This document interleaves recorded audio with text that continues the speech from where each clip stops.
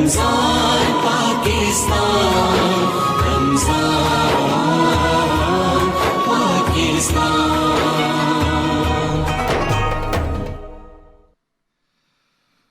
أعوذ بالله من الشيطان الرجيم.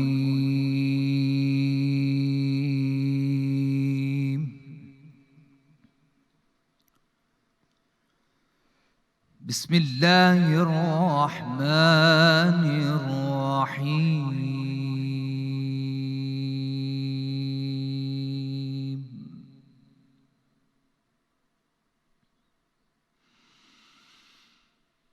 سبحان الذي خلق الأزواج كلها مما تنبت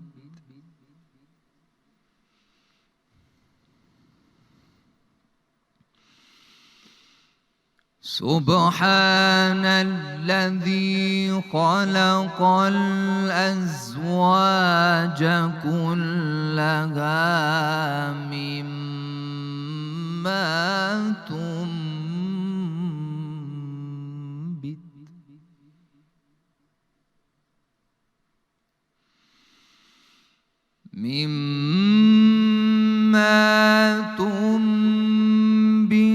الأرض ومن أنفسهم ومما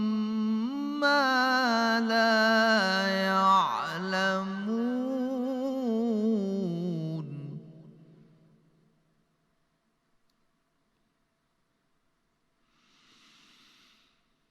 وآية لهم الليل نسلخ منه النهار فإذا هم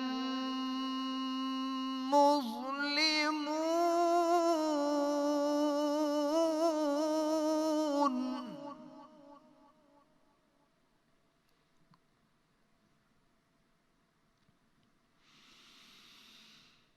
والشمس تجري لمستقر لها ذلك تقدير العزيز العليم.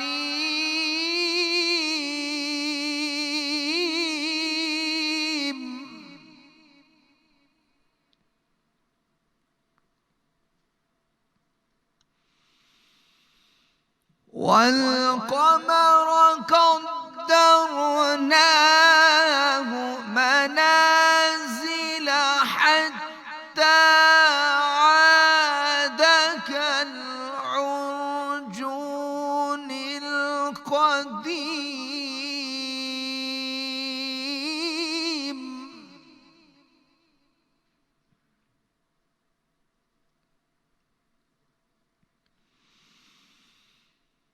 والقمر قدرناه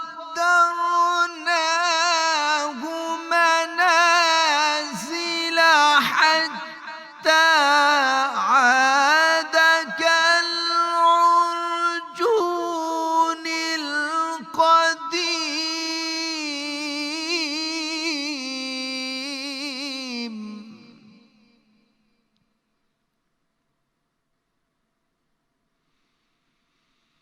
حتى عاد كالعرجون القديم.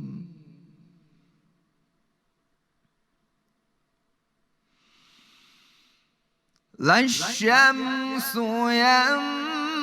ينبغي لها أن تدرك القمر ولا الليل سابق النهار وكل في فلك يسبحون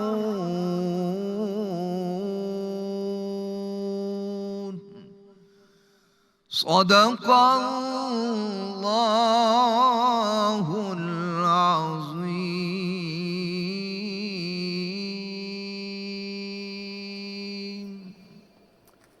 ترجمہ۔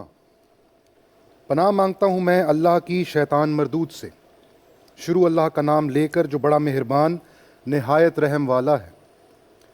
وہ خدا پاک ہے جس نے زمین کی نباتات کے اور خود ان کے اور جن چیزوں کی ان کو خبر نہیں سب کے جوڑے بنائے، اور ایک نشانی ان کے لیے رات ہے کہ اس میں سے ہم دن کو کھینچ لیتے ہیں تو اس وقت ان پر اندھیرا چھا جاتا ہے، اور سورج اپنے مقرر رستے پر چلتا رہتا ہے۔ یہ خدائے غالب اور دانا کا مقرر کیا ہوا اندازہ ہے، اور چاند کی بھی ہم نے منزلیں مقرر کر دیں، یہاں تک کہ گھٹتے گھٹتے کھجور کی پرانی شاخ کی طرح ہو جاتا ہے۔ نہ تو سورج ہی سے ہو سکتا ہے کہ چاند کو جا پکڑے، اور نہ رات ہی دن سے پہلے آ سکتی ہے، اور سب اپنے اپنے دائرے میں تیر رہے ہیں۔ وآخر دعواہم ان الحمد للہ رب العالمین۔ بسم اللہ الرحمن الرحیم۔ شروع اللہ کے پاک نام سے جو نہایت مہربان اور رحم کرنے والا ہے۔ میرے رب کی دی گئی نعمتوں کا، رحمتوں کا، برکتوں کا ہر لمحہ ہر گھڑی شکر ادا کر کے زندگی گزارنی چاہیے۔ السلام علیکم خواتین و حضرات، ہم آپ کو دل کی گہرائیوں سے رمضان پاکستان کی خصوصی سحری نشریات جو پی ٹی وی لاہور سینٹر سے آپ براہ راست دیکھ رہے ہیں، یاسر قریشی اور سندس جمیل کے ساتھ ہم آپ کو خوش آمدید کہتے ہیں۔ آپ کو بھی السلام علیکم۔ بہت بہت شکریہ، جیتی رہیے۔ اچھا جی خواتین و حضرات، چونکہ نشریات کا باقاعدہ آغاز کیا گیا تلاوت قرآن پاک سے، تو ہم شکریہ ادا کرتے ہیں قاری محمد فرحان بخش صاحب کا۔ آپ کا بہت بہت شکریہ بھائی، تھینک یو سو مچ، جیتے رہے۔ جزاک اللہ۔ خواتین و حضرات، میری طرف سے بھی تمام دیکھنے والوں اور سننے والوں تک سلامتی پہنچے۔ دوسرا عشرہ اب تیزی سے اپنے اختتام کی طرف جا رہا ہے۔ تیسرے عشرے میں ہم نے اللہ تعالیٰ سے یہ دعا کرنی ہے کہ ہمیں آگ سے نجات مل جائے، ہمیں اس عذاب سے نجات مل جائے جو ہمیں مل سکتا ہے اگر ہم اس فانی دنیا میں کوتاہیاں کرتے رہیں گے، توبہ نہیں کریں گے، اللہ کے بتائے ہوئے راستے پر صراط مستقیم پر نہیں چلیں گے۔ ظاہر ہے کہ اس آخری عشرے میں ہم نے طاق رات کو بھی ڈھونڈنا ہے، ہم نے لیلۃ القدر کو بھی ڈھونڈنا ہے طاق راتوں میں، اور ویسے تو یہ کہا گیا کہ ہر رات ہی میں لیلۃ القدر کو تلاش کرو، لیکن پھر آسانی یہ ہوئی کہ طاق راتوں میں تلاش کرو، اور پھر یہ بھی کہا گیا کہ اگر یہ بھی نہیں کر سکتے تو پھر 27ویں رات جو ہے وہ بہت اہم ہے۔ تو اس حوالے سے اہمیت ہے بدرجہ، ہمیں اس بات کا بھی خیال رکھنا ہے۔ اور پھر ظاہر ہے کہ جب آخری عشرہ شروع ہوتا ہے سندس، تو ہمارے گھروں میں عید کی تیاری بھی شروع ہو جاتی ہے۔ بالکل ایسا ہی ہے، اور وہ عید کی تیاری جو ہے وہ ہم تو یہ خیر کہتے ہیں کہ خواتین کی اور بچوں کی ہوتی ہے نا زیادہ، ہم نے کیا تیاری کرنی؟ آپ کی جیب سے پیسے نکلتے ہیں، یہ تیاری بھی بڑی ضروری ہوتی ہے، وہ تیاری ہم نے کر لی، وہ تیاری پوری ہے، یہ بڑا ضروری ہے۔ خواتین حضرات آپ دیکھیں، میرے رب نے جو یہ کائنات بنائی ہے، یہ کائنات ایک تسلسل کے ساتھ، اور اس میں نظم و ضبط یعنی ایک ڈسپلن نظر آتا ہے۔ آپ دیکھیں دن کے بعد رات، رات کے بعد دن، ستارے جس طریقے سے گردش کرتے ہیں، پھر آپ موسم کی تبدیلی کی بات کریں، ایک تسلسل کے ساتھ، ایک پنکچویلٹی کے ساتھ، ہر چیز ایک ڈسپلن کے ساتھ، یونٹی کے ساتھ تمام چیزیں چل رہی ہیں۔ یہ میرے رب کی رضا اور مرضی کے ساتھ ہو رہا ہے۔ پھر جب ہم بات کرتے ہیں معاشرے کی یا کسی بھی سوسائٹی کی بات کرتے ہیں، تو بغیر نظم و ضبط کے کوئی بھی معاشرہ جو ہے اس کی تعمیر بھی ممکن نہیں ہے اور اس کی ترقی بھی ممکن نہیں۔ پھر آپ انسانی رویوں کی طرف آ جائیں، اور پھر جب انسانی رویوں کی بات کرتے ہیں تو سب سے پہلے ہم جب بابائے قوم، فادر آف دا نیشن کی بات کریں، قائد اعظم محمد علی جناح، کہ جن کی بدولت ہمیں یہ ملک، آزاد ملک حاصل ہوا، ہم احسان مند ہیں، انہوں نے 3 بڑے یاسر سمپل سے اصول بتا دیے، یعنی یونٹی، فیتھ اور ڈسپلن۔ یعنی یہ 3 اصول اگر آپ اپنی زندگی میں اپنا جائیں تو میں سمجھتی ہوں یہ ہمارا ماننا بھی اور جاننا بھی ہے کہ زندگی جو ہے آپ یہاں سے یہاں لے جائیں گے، اور ترقی کی راہوں پہ پھر آپ ایسے گامزن ہو جاتے ہیں کہ جس کا اندازہ بھی انسان نہیں لگا سکتا۔ بے شک۔ اور خواتین و حضرات، ہمارا دین جو ہے وہ تو ہمیں ڈسپلن، نظم و ضبط سکھاتا ہے ہی۔ آپ اگر ہر چیز کے اوپر نظر ڈالیں، نماز ڈسپلن سکھاتی ہے، ایک ترتیب ہے، ہر نماز کی علیحدہ سے ترتیب ہے، اس نماز پڑھنے کا وقت ہے، پھر امام کے پیچھے جماعت بنانا، اور وہ بھی نظم و ضبط ہمیں سکھاتا ہے, ڈسپلن سکھاتا ہے. حج کے جو مناسک ہیں وہ ہمیں ڈسپلن سکھاتے ہیں. تو اسی طرح جتنے بھی اسلام میں تعلیمات ہیں اور جو بھی ہمارے عبادات ہیں ان سب میں بھی ڈسپلن ہے. تو صرف اور صرف ہماری جو سوشل سرکل ہے یا جو سوشل نیٹ ورک ہے یا سوشل فائبر ہے اس میں ہی صرف نظم و ضبط نہیں, ہمیں تو ہمارا دین نظم و ضبط سکھاتا ہے, اور وہاں سے سیکھا ہوا نظم و ضبط ہی ہم اگر اپلائی کریں گے تو اپنی زندگیوں کو سہل بھی کر لیں گے اور خوشگوار بھی کر لیں گے. بالکل. اور خواتین و حضرات, آج ہم اسی حوالے سے نظم و ضبط کے حوالے سے کہ دین کی روشنی میں سننے میں کہنے میں یہ ایک سادہ سا لفظ ہے لیکن اس کے پیچھے چھپے ہوئے وہ راز کہ جس کی وجہ سے انسان کی زندگی میں ایک ٹھہراؤ آ جائے, یہ جاننا بہت ضروری ہے. یہ تمام باتیں ہم اپنے معزز مہمانوں سے جانیں گے, لیکن اس وقت ہمارے اس جانب جو ہمارے بھائی سحری نشریات کا حصہ ہے محمد نعمان ارشد غوری صاحب, ان کو خوش آمدید کرتے ہوئے السلام علیکم. جی جزاک اللہ, وعلیکم السلام. کیسے ہیں آپ, ٹھیک ہیں؟ الحمدللہ, اللہ کا کیا پیش کرنے والے ہیں؟ عبدالستار خان نیازی رحمۃ اللہ علیہ کا بڑا خوبصورت کلام ہے, وہ میں آپ کے بسم بسم اللہ. نہیں ہے آپ سا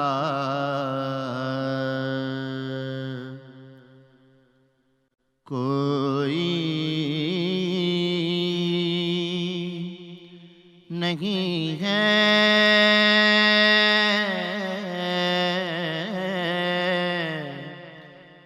نہیں ہے آپ سا کوئی, نہیں ہے نہیں ہے آپ سا کوئی, نہیں ہے محمد دوسرا کوئی نہیں ہے, محمد دوسرا کوئی نہیں ہے. یا صاحب الجمال و یا سید البشر من وجهك المنير لقد نور القمر لا يمكن الثناء كما كان حقه بعد از خدا بزرگ تجھی قصہ مختصر محمد دوسرا کوئی نہیں ہے. میرے سب کچھ ہیں سلطان مدینہ, میرے سب کچھ ہیں سلطان مدینہ, میرا ان کے سوا کوئی نہیں ہے.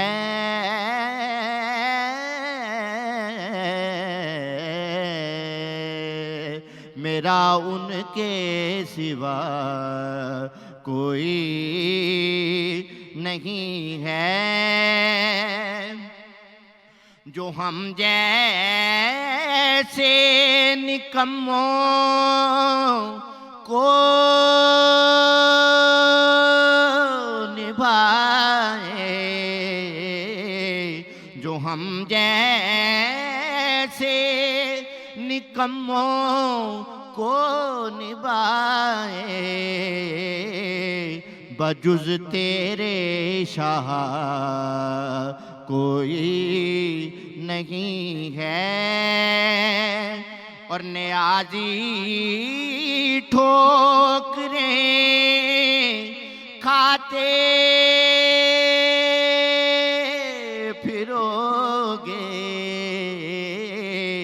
نیازی ٹھوکریں کھاتے پھرو گے,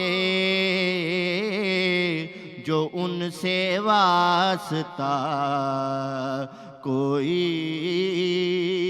نہیں ہے، نہیں ہے آپ سا کوئی نہیں ہے، محمد دوسرا کوئی نہیں ہے،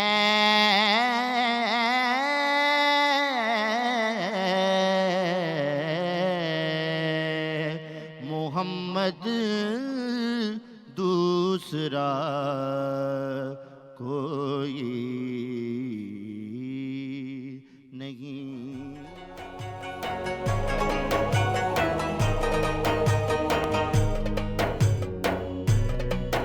رمضان پاکستان، رمضان پاکستان۔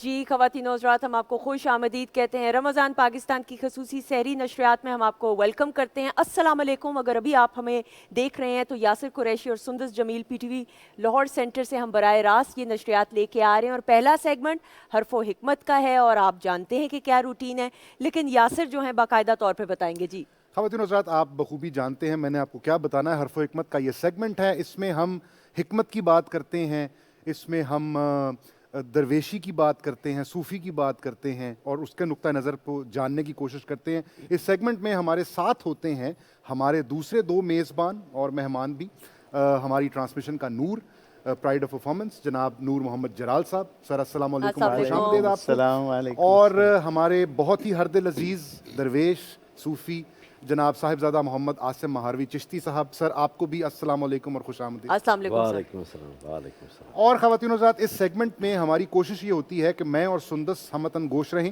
اور نور بھائی اور حضرت جو ہیں وہ اپنی باتوں سے ہمیں سمجھائیں، ہمیں صحیح ڈائریکشن دکھائیں۔ تو نور بھائی کہاں سے آغاز کریں گے؟ جی بسم اللہ الرحمن الرحیم۔ سب سے پہلے آپ دونوں کا بہت شکریہ۔ عبداللہ بن مظفر ایک ایسے شخص تھے جو یوں بھی صوفی تھے، لیکن اللہ نے انہیں دنیا میں دنیاوی اعتبار سے بھی بڑا مقام و مرتبہ دے رکھا تھا۔ تاجر تھے، لیکن البتہ نیک صفت اور صوفی۔ وہ ایک دن کہتے ہیں کہ میں جا رہا تھا، شہر سے باہر نکلا، میں پیدل چلتا چلتا ایک ایسی طرف گیا جہاں پہ ایک کھجوروں کا باغ تھا، اور میں کھجوروں کے باغ میں داخل ہو گیا۔ تو وہ کہتے ہیں کہ میں نے دیکھا کہ ایک حبشی النسل غلام کھجوروں کی دیکھ بھال کر رہا تھا، اور اپنے کام تو میری نظر میں نے ٹک ٹکی باندھ کے اس کو دیکھا کہ کیا کرتا ہے۔ عجلت میں کام کر رہا تھا، جلدی جلدی۔ اور پھر جب میں اس کے قریب پہنچا تو اسے اس بات کی خبر نہیں تھی کہ کوئی اس کو کوئی دو آنکھیں اس کا تعاقب کر رہی ہیں۔ تو وہ کہتے ہیں کہ جب میں گیا تو اس نے ایک کپڑا تھا، اسے کھولا، اور اس میں 3 روٹیاں تھیں اور کھجوروں کا خوشہ اس نے توڑا ہوا تھا۔ قریب تھا کہ وہ ایک لقمہ اپنے منہ میں ڈالتا، ایک کتا چلتا چلتا نحیف اور بالکل جیسے مرنے والا ہو آیا اور اس کے قریب آ کے ہی گر پڑا۔ تو عبداللہ بن مظفر کہتے ہیں کہ اس حبشی نے کتے کی حالت دیکھی تو بھانپ گیا کہ یہ بھوکا ہے، تو اس نے ایک روٹی پکڑی اور اس کو ڈال دی۔ کتے نے اتنی عجلت میں وہ کھایا اور محسوس ہوا کہ بہت بھوکا ہے، پھر دوسری بھی ڈال دی۔ اس نے وہ کھا لی تو اس نے تیسری بھی ڈال دی۔ وہ ڈال کے 4-5 کھجوریں کھائیں اور پانی کا ایک پیالہ پیا، اور الحمدللہ کہہ کے پھر کام میں مشغول ہونے لگا تھا کہ عبداللہ بن مظفر نے کہا، اللہ کے نیک بندے، تو ایک محنت کش ہے، 3 روٹیاں تیرے پاس تھی، تو نے تینوں اس کتے کو ڈال دی، تو کیا کرے گا؟ اس نے کہا، میں نے یہ دیکھا ہے کہ اس کی جو حالت ہے، اس کی جو جسمانی ساخت ہے، وہ کئی دنوں کا بھوکا، کیونکہ یہاں پہ قریب میں کوئی بستی نہیں ہے، تو میں نے مناسب سمجھا کہ میں شام تک گزارا کر سکتا ہوں، 2-4 کھجوروں کے خوشے بھی کھا سکتا ہوں، تو میں نے پہلی، دوسری، تیسری اسی کو ڈال دی۔ عبداللہ بن مظفر یہ دیکھ کے اور اس کی بات سن کے پوچھا کہ اس کھجور کے باغ کا مالک کون ہے؟ انہوں نے کہا فلاں ایک تاجر ہے، وہ ہے عبداللہ بن مظفر۔ رخصت ہو گئے اور شام ڈھلنے ہی والی تھی کہ وہ پھر وہاں سے گزرے، اور انہوں نے کہا اے اللہ کے بندے تمہیں مبارک ہو، یہ باغ میں نے خرید لیا ہے۔ تو اس نے کہا الحمدللہ، اللہ آپ کو نصیب کرے۔ عبداللہ بن مظفر نے کہا تمہیں پھر مبارک ہو کہ یہ باغ میں تیرے نام کرتا ہوں۔ سبحان اللہ۔ تو انہوں نے کہا مجھے تو اس کی ضرورت نہیں، کیوں؟ انہوں نے کہا تیرا ایثار اور تیری نیکی کا جذبہ دیکھ کے میں نے یہ فیصلہ کیا ہے کہ یہ باغ میں تجھے دیتا ہوں۔ وہ غلام ان کی بات سن کے اس نے اپنا مختصر سا سامان اٹھایا اور فی امان اللہ کہا اور رخصت ہونے لگا۔ تو عبداللہ بن مظفر نے کہا میری اتنی بڑی نیکی کا کوئی جواب تک نہیں تم نے دیا کہ یہ میں تجھے تحفۃً دے رہا ہوں۔ صحیح۔ اس نے کہا کیا جواب دوں، معاملہ میرے اور میرے رب کے درمیان تھا، واہ واہ۔ اب یہ لوگوں تک آ گیا ہے، واہ۔ تو میں مناسب نہیں سمجھتا کہ مجھے یہاں پہ ٹھہرنا چاہیے۔ اللہ اکبر۔ جب بندے اور اللہ کا معاملہ لوگوں کی زبانوں تک آ جائے تو پھر میری نیکی کے چرچے ہوں گے، پھر میرے اندر رونق جاگے گی، پھر مجھے کبر میں مبتلا کر دیا جائے گا اور میں اپنی منزل کو کھو کے راندائے درگاہ ہو جاؤں گا۔ واہ۔ عبداللہ بن مظفر نے کہتے ہیں کہ میں وہاں پہ بیٹھ گیا، چلنے کی ہمت نہ رہی۔ ایک غلام، ایک حبشی نسل جس کا تعلق بھی ہمارے علاقے سے نہیں ہے، توکل اور نیکی کے اوپر نیکی کو کرنے کا جذبہ اور اسے چھپا کے رکھنے کا اتنا بڑا ایک اللہ رب العزت نے حوصلہ دے رکھا ہے۔ عبداللہ بن مبارک کہتے ہیں میں پیرو بیٹھا وہاں روتا رہا، میرے رب تو مجھے معاف کر دے، اور اس پتلے دبلے غلام کسی جو اللہ نے اسے جو خو دی ہے وہ میرے اندر بھی بھر دے۔ صحیح، میں یہ واقعہ پڑھ رہا تھا تو مجھے خیال آ رہا تھا کہ ہمارے ہاں بل بورڈ لگے ہوتے ہیں، یہاں مساکین کو کھانا کھلایا جاتا ہے، آپ 3 ٹائم آ کے کھا لیا کریں۔ یہ اخبار اٹھائیں تو اس میں آتا ہے یہ سلائی مشینیں تقسیم ہو رہی ہیں اور بیواؤں کو کہا گیا ہے کہ آ کے لے جایا کریں۔ یہ آٹے کا تھیلا ہے جو ذلت کی ایک بوری لگتا ہے، وہ ہم دے کے مخلوق میں اپنی نیکی اور اپنے اس سخی ہونے کا ڈنڈورا پیٹتے ہیں۔ میرے رب کو یہ چیز پسند نہیں ہے۔ میرا رب، مجھے یہ بات یاد آ گئی، ایک سیالکوٹ میں ہمارے ایک درویش بزرگ تھے حکیم عبدالحی صاحب، انہوں نے ایک بات کرتے وقت کہا کہ اللہ کے نام پہ دیتے ہو تو چینج کروا کے 500 کا 100 5 کے پھر 5 کر کے لوگوں کو دیتے ہو۔ پنجابی میں کہتے تھے بھلا منو یہ دسو اور تانوں بھی دین والے نے 5 کر کے اللہ اکبر۔ ارے جب اس نے بے حساب دیا ہے تو اس کی مخلوق کو دیتے وقت بس ڈھانپ کے رکھیں۔ یہی ہمیں دین سکھاتا ہے اور یہی صوفی سکھاتے ہیں۔ صحیح، بسم اللہ۔ بہت خوبصورت بات کی صحیح آپ نے۔ مجھے ایک شعر یاد آ گیا کبیر داس کا آپ کی گفتگو کے درمیان، ہر کہے ہر کیسا ہے، ٹھیک سنسکرت میں ہر کہتے ہیں خدا کو، ٹھیک تو ہر کہے ہر کوئی پوچھتا ہے ہر کیسا ہے، ٹھیک ہر کوئی پوچھتا ہے خدا کیسا ہے، ہر کہے ہر کیسا ہے، کیا ہاتھ پہ دھر دوں ایسا ہے، سبحان اللہ۔ ہر کہے ہر کیسا ہے، کیا ہاتھ پہ دھر دوں ایسا ہے، کہے کبیر سن بھائی سادھو ہر جیسے کو ویسا ہے۔ واہ واہ واہ واہ۔ تو یہ تو آپ کا گمان ہے جس کے اعتبار سے اللہ آپ سے معاملہ کرتا ہے، بے شک جی۔ تو ہو سکتا ہے کچھ کا گمان جو ہے وہ اتنا اعلیٰ اتنا مکمل ہو جس مقام پر وہ حبشی غلام فائز ہے، اللہ اکبر جی، اور ہو سکتا ہے کہ کسی شکستہ ذہن کا گمان جو ہے وہ ابھی تک صرف لین دین کے اوپر جو ہے وہ ہو۔ وہ میرا کریم ہے نا صحیح، تو اس نے مجھے بنایا ایسا ہے کہ میں کوئی، یہ کہتے ہیں نا زندگی جو ہے وہ ایک شطرنج کی بساط کی مانند ہے، بے شک جی۔ اللہ تعالیٰ نے مجھے بحیثیت انسان یہ صلاحیت دی ہے کہ میں کسی بھی وقت شطرنج کی اس بساط کو الٹ کر نئی بساط بچھا سکتا ہوں۔ ٹھیک ٹھیک۔ تو گمان میرا کیا ہے اس خدا کے متعلق یہ تو میرا ایک پرائیویٹ افیئر ہے. بالکل صحیح. اس پہ سوچئے گا ضرور. جی میں کسی بھی صورت میں یہ نہیں کہنا چاہتا کہ آپ کا گمان ایسا ہونا چاہیے یا ایسا ہونا چاہیے. یہ درویش کبھی کرتے بھی نہیں ہیں. بے شک. ٹھیک ہے. لیکن صرف اتنا سا جو ہے ایک سوال کہ واقعی میرا گمان جو ہے وہ ہے کیا. اور جب میں اس گمان کی جستجو کرتا ہوں تو لگتا یوں ہے کہ ایک اکثریت ہے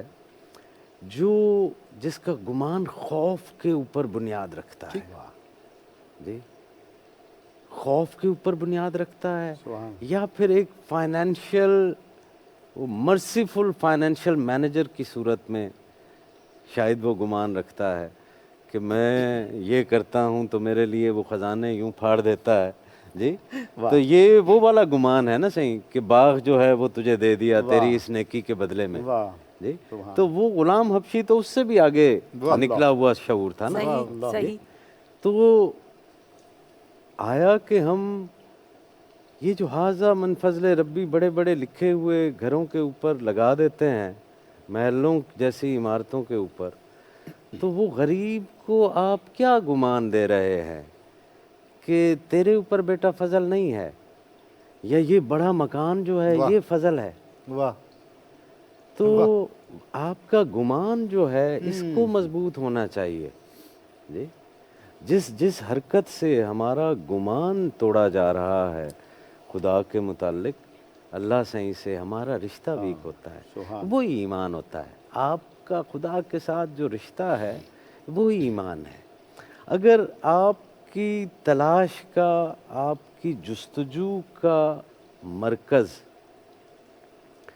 وہ خدا کی ذات نہیں ہوتی یا بن نہیں جاتی, اس وقت تک جو ہے وہ آپ ایک ریٹ ریس کے اندر ہی ہیں. اور وہ ریٹ ریس کے بارے میں کہا جاتا ہے نا کہ even if you win the rat race you still remain the rat. اگر آپ چوہوں کی دوڑ میں جیت بھی جاتے ہیں تو چوہے ہی جو ہے وہ رہتے ہیں. ہمارے ہاں جو پروگرس ہے نا صحیح, ہیومن پروگرس, اس کو ہم نے ریلیٹ کر دیا ہے انفراسٹرکچرل ڈیولپمنٹ کے ساتھ. ہم نے اورنج ٹرین بھی چلا لی اور میٹرو بس بھی الحمدللہ ادھر ہی چلی, سارا کچھ لاہور میں ہی ہو گیا. ٹھیک. لیکن یہ انفراسٹرکچرل ڈیولپمنٹ تھی. ہیومن ڈیولپمنٹ کدھر گئی؟ وہ نیچے غلاظتیں اسی طرح ہی رہیں کہ ہمیں ترکی سے کمپنیوں کو منگوانا پڑا کہ ہماری غلاظتوں کو دور کرے. جی اور یہ اس مذہب کے ماننے والے رہ رہے تھے وہاں پر جو یہ کہتا ہے کہ صفائی نصف ایمان. صحیح بات. تو رمضان شریف کا مہینہ ہے رک جانے کا نام. آپ کو عادت پڑ گئی ہے اپنے آپ کی سیلف پریز کی, میں ٹھیک ہوں, میں ٹھیک ہوں, I am always right, I am always right. تو اس کانشیسنس سے رک جانا ہے اور اس کے اوپر ایک سوال اٹھانا ہے کہ am I always right? True, بالکل صحیح. جی کیا میں ہر وقت ہی صحیح ہوتا ہوں, اور کیا کوئی ہر وقت صحیح ہو بھی سکتا ہے؟ بالکل ٹھیک, بالکل ٹھیک. تو یہ خود احتسابی کا مہینہ ہے رمضان شریف کا مہینہ. بے شک, بے شک. یہ صرف فاقہ تھوڑی ہے. جی یہ آپ نے اپنے تھاٹ پیٹرنز کو چیلنج کرنا ہے.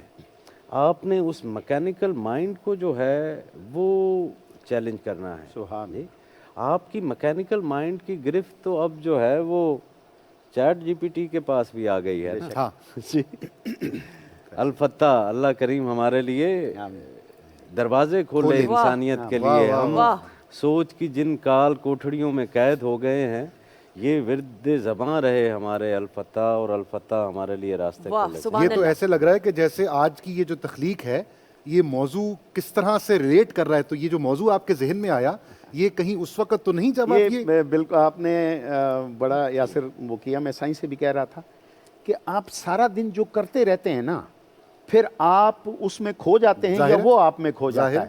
تو الفتح لکھتے وقت میرے ذہن میں یہی آیا, اور میں نے اسی لیے اس موضوع کا. سبحان اللہ. اور سر یہ فونٹ سٹائل بھی بتاتے ہوئے یہ مختلف اور منفرد ہے. اچھا یہ الفتح میں نے اللہ رب العزت کا مبارک یہ نام لکھا, اس کا مطلب ہے خیر کے دروازے کھولنے والا. سبحان اللہ. کوئی حد حساب نہیں ہے. وہ جتنا بڑا ہے نا, جس کے لیے جتنا بھی لفظ استعمال کرنا مناسب نہیں ہے, اس کے تمام نام اور صفاتی جو ہیں وہ ساری صفتیں اتنی ہی بڑی ہیں. تو یہ میں نے خط دیوانی میں تھوڑا سا ایک اپنا جو Improvise کیا ہے، improvise وہ ٹھیک کر ہے۔ کے وہ لکھا ہے، اور پھر ہر طرف یہ درمیان میں یہ آرچیں بنائی ہیں کہ کوئی دروازے کا ایک کانسیپٹ نکلتا ہے، تو یہ ہے دروازے کھولنے والا میرا مالک، جہاں میں اندھا ہو جاتا ہوں، جہاں میں بہرا ہو جاتا ہوں، وہاں میرا مالک میرے لیے دروازے کھول یعنی دیتا وہ ہے، بے آپ کے لیے نیاز ہے، تو وہ بے کہیں نیاز۔ سے بھی کوئی اسباب پیدا ہو سکتے ہیں۔ اسباب بالکل ٹھیک۔ سر الفتح کا وظیفہ بتاتے ہوئے۔ الفتح کا ایک وظیفہ تو یہ ہے کہ جب آپ کے پیارے آپ سے رخصت ہونے لگیں تو ان کو دعا دیتے ہوئے 3 مرتبہ کہتے ہیں کہ یا فتح ہو، یا فتح ہو، یا فتح، اس نیت کے ساتھ کہ یہ جو میرا دوست بچھڑ رہا ہے اس کے لیے اب اوپننگز کے دروازے جو ہے وہ کھلیں۔ اور ویسے اس کا وظیفہ یہ ہے کہ 7 دن اگر 70 مرتبہ اپنے دل پر ہاتھ رکھ کر فجر کے وقت الفتح پڑھیں تو آپ کو جو بھی مہم درپیش ہے اس میں اللہ کریم آپ کے لیے اسباب کی فراہمی کرے۔ سبحان اللہ، سبحان اللہ، سبحان اللہ۔ جی سر، اس کو ترنم میں پیش کرتے ہیں۔ قطع اس کا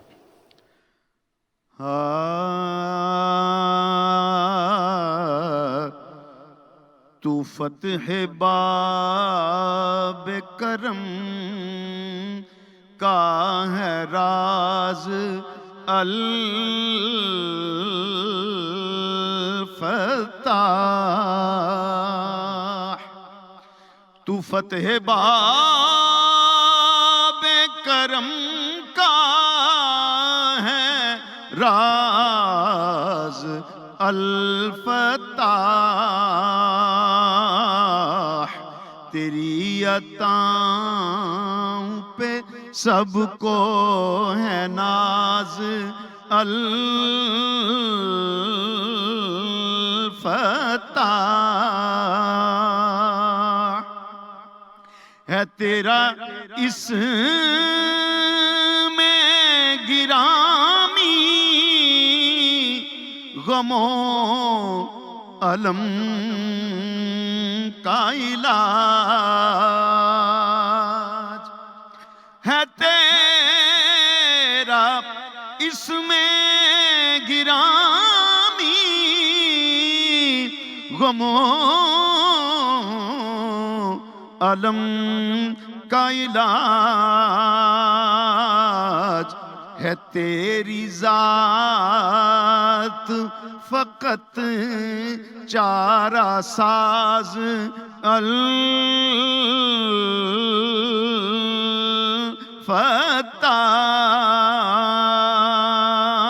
الفتاح،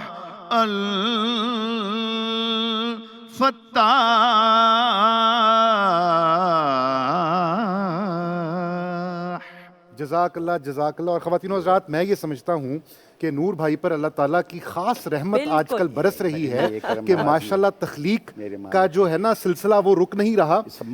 ایک تو یہ جو کیلیگرافی ہے یہ تخلیق ہو رہی ہے روزانہ، اور اس کے بعد ماشاءاللہ شاعری بھی، اور پھر ہمارے پر بھی اللہ تعالیٰ کی رحمت برس رہی ہے کہ ہم روزانہ اس سے فیض یاب ہو رہے ہیں۔ الحمدللہ، یہ آپ سب کی دعاؤں کا اثر ہے، سائیں کی صحبت کا اثر ہے۔ الحمدللہ۔ سر یہ ضرور مختصراً ضرور، پھر بہت سارے لوگ پوچھتے ہیں یہ کیلیگرافی میں کتنا ٹائم درکار ہوتا ہے، فار ایگزامپل اس کو بنانے میں؟ سندس یہ اصل میں نا آمد کی بات ہے، ظاہر ہے، کبھی 4-3 گھنٹے بھی لگ جاتے ہیں، کبھی 7 گھنٹے بھی مکمل نہیں ہوتی، اور پھر وہ کرنا پڑتا ہے۔ پہلی رمضان کو جو بنائی تھی وہ 1.5 گھنٹے میں 1.5 گھنٹے میں بنی تھی۔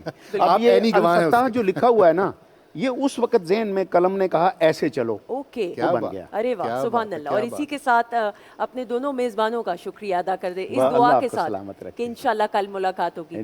کل پھر یہ محفل یوں ہی سجے گی، اور جب یہ محفل سجتی ہے تو چاروں چاند جو ہیں اس ٹرانسمیشن کے، میں بھی اپنے آپ کو اس میں شامل کر رہا ہوں۔ جی ہمارے نہیں یہ ضروری ہے کہنا، زبردستی سب ہیں، ہمارے ٹیم ممبرز بھی چاند ہی ہیں۔ بے شک۔ اچھا جی خواتین و بہت حضرات، شکریہ۔ یہ پازیٹیو وائبز یہ بڑا ضروری ہوتا ہے۔ زندگی کا پتہ نہیں چلتا، آج ہے کل نہیں ہے، لیکن یہ اچھے لمحات ہمیشہ یاد رہتے ہیں، تو زندگی کو اچھے طریقے سے گزاریے۔ جس طرح اس جانب ہمارے جو بھائی موجود ہیں، اللہ تعالیٰ نے بھائی ان کو بہت خوبصورت آواز سے نوازا ہے، اور پوری دنیا میں اس آواز کے ذریعے ایک سحر میں لوگوں کو گرفتار کر لیتے ہیں۔ عابد رؤوف قادری صاحب ہمارے ساتھ موجود ہیں۔ السلام علیکم۔ جی وعلیکم السلام، بہت شکریہ ایک مرتبہ پھر آپ خاص طور پہ تشریف لائے، تھینک یو سو مچ۔ شکریہ۔ اور خواتین و حضرات، ان سے یہ ہم نے فرمائش بھی کی، یہ درخواست بھی کرتے ہوئے شاہ مدینہ ہاں جی، بڑا پیش خوبصورت کریں کلام ہے۔ سبحان اللہ، بسم اللہ۔ شاہ مدینہ شاہ مدینہ طیبہ کے والی سارے نبی تیرے در کے سوالے شاہ مدینہ شاہ مدینہ شاہ مدینہ جلوے ہیں سارے تیرے ہی دم سے آباد عالم تیرے کرم سے آباد عالم تیرے کرم سے باقی ہر ایک شے باقی ہر ایک شے نقش خیالی سارے نبی تیرے در کے سوالے شاہ مدینہ شاہ مدینہ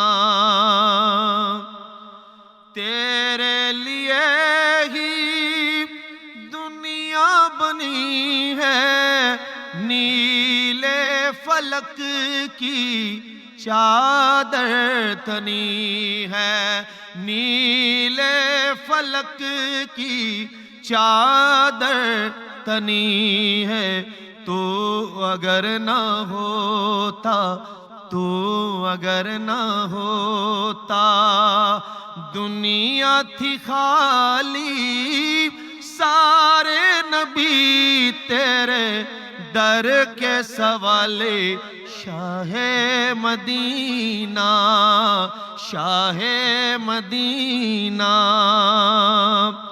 ہے نور تیرا شمس و قمر میں تیرے لبوں کی لالی سحر میں تیرے لبوں کی لالی سحر میں پھولوں نے تیرے خوشبو چرا لی سارے نبی تیرے در کے سوالے شاہ مدینہ شاہ مدینہ تو نے جہاں کی محفل سجائی تاریکیوں میں شمع جلائی تاریکیوں میں شمع جلائے کاندھے پہ تیرے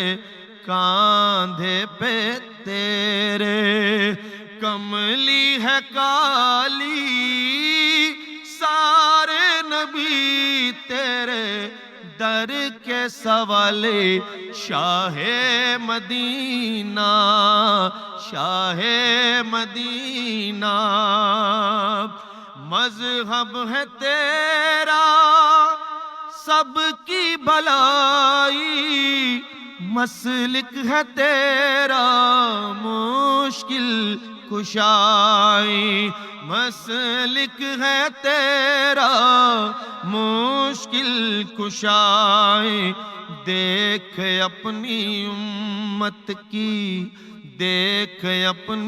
امت کی خستہ حالی سارے نبی تیرے در کے سوالی شاہ مدینہ شاہ مدینہ طیبہ کے والی سارے نبی تیرے در کے سوالی شاہ مدینہ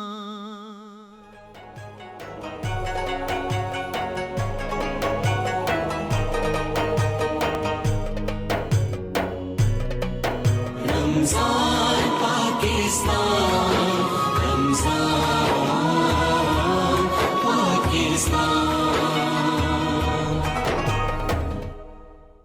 जी ख़वातीन हज़रात, हम आपको खुश आमदीद कहते हैं। पाकिस्तान टेलीविज़न नेटवर्क की खसूसी रमज़ान ट्रांसमिशन की सहरी नशरियात बराह रास्त आप लाहौर सेंटर से यासिर कुरैशी और सुंदस जमील के साथ देख रहे हैं। और यासिर, ये वो वक्त है कि जब हर घर में जो है सहरी की तैयारी भी चल रही होती है, खाना खाया भी जा रहा होता है। ज़रूरी नहीं होता कि सिर्फ सहरी का टाइम करीब हो तभी खाना खाया जाए। क्या कहेंगे इस हवाले से? बिल्कुल। और ख़वातीन हज़रात, मैं ये भी बताऊं आपको भी और सुंदस को, मैं अभी यही डिस्कस कर रहे थे हम लोग कि जो, क्योंकि ज़ाहिर है अब टाइमिंग्स चेंज होते रहते हैं, इंतहाई सहर का वक्त जो है वो तब्दील हो रहा होता है, तो उस हिसाब से हमारी ट्रांसमिशन की भी रीअरेंजमेंट हो रही है सेगमेंट्स की।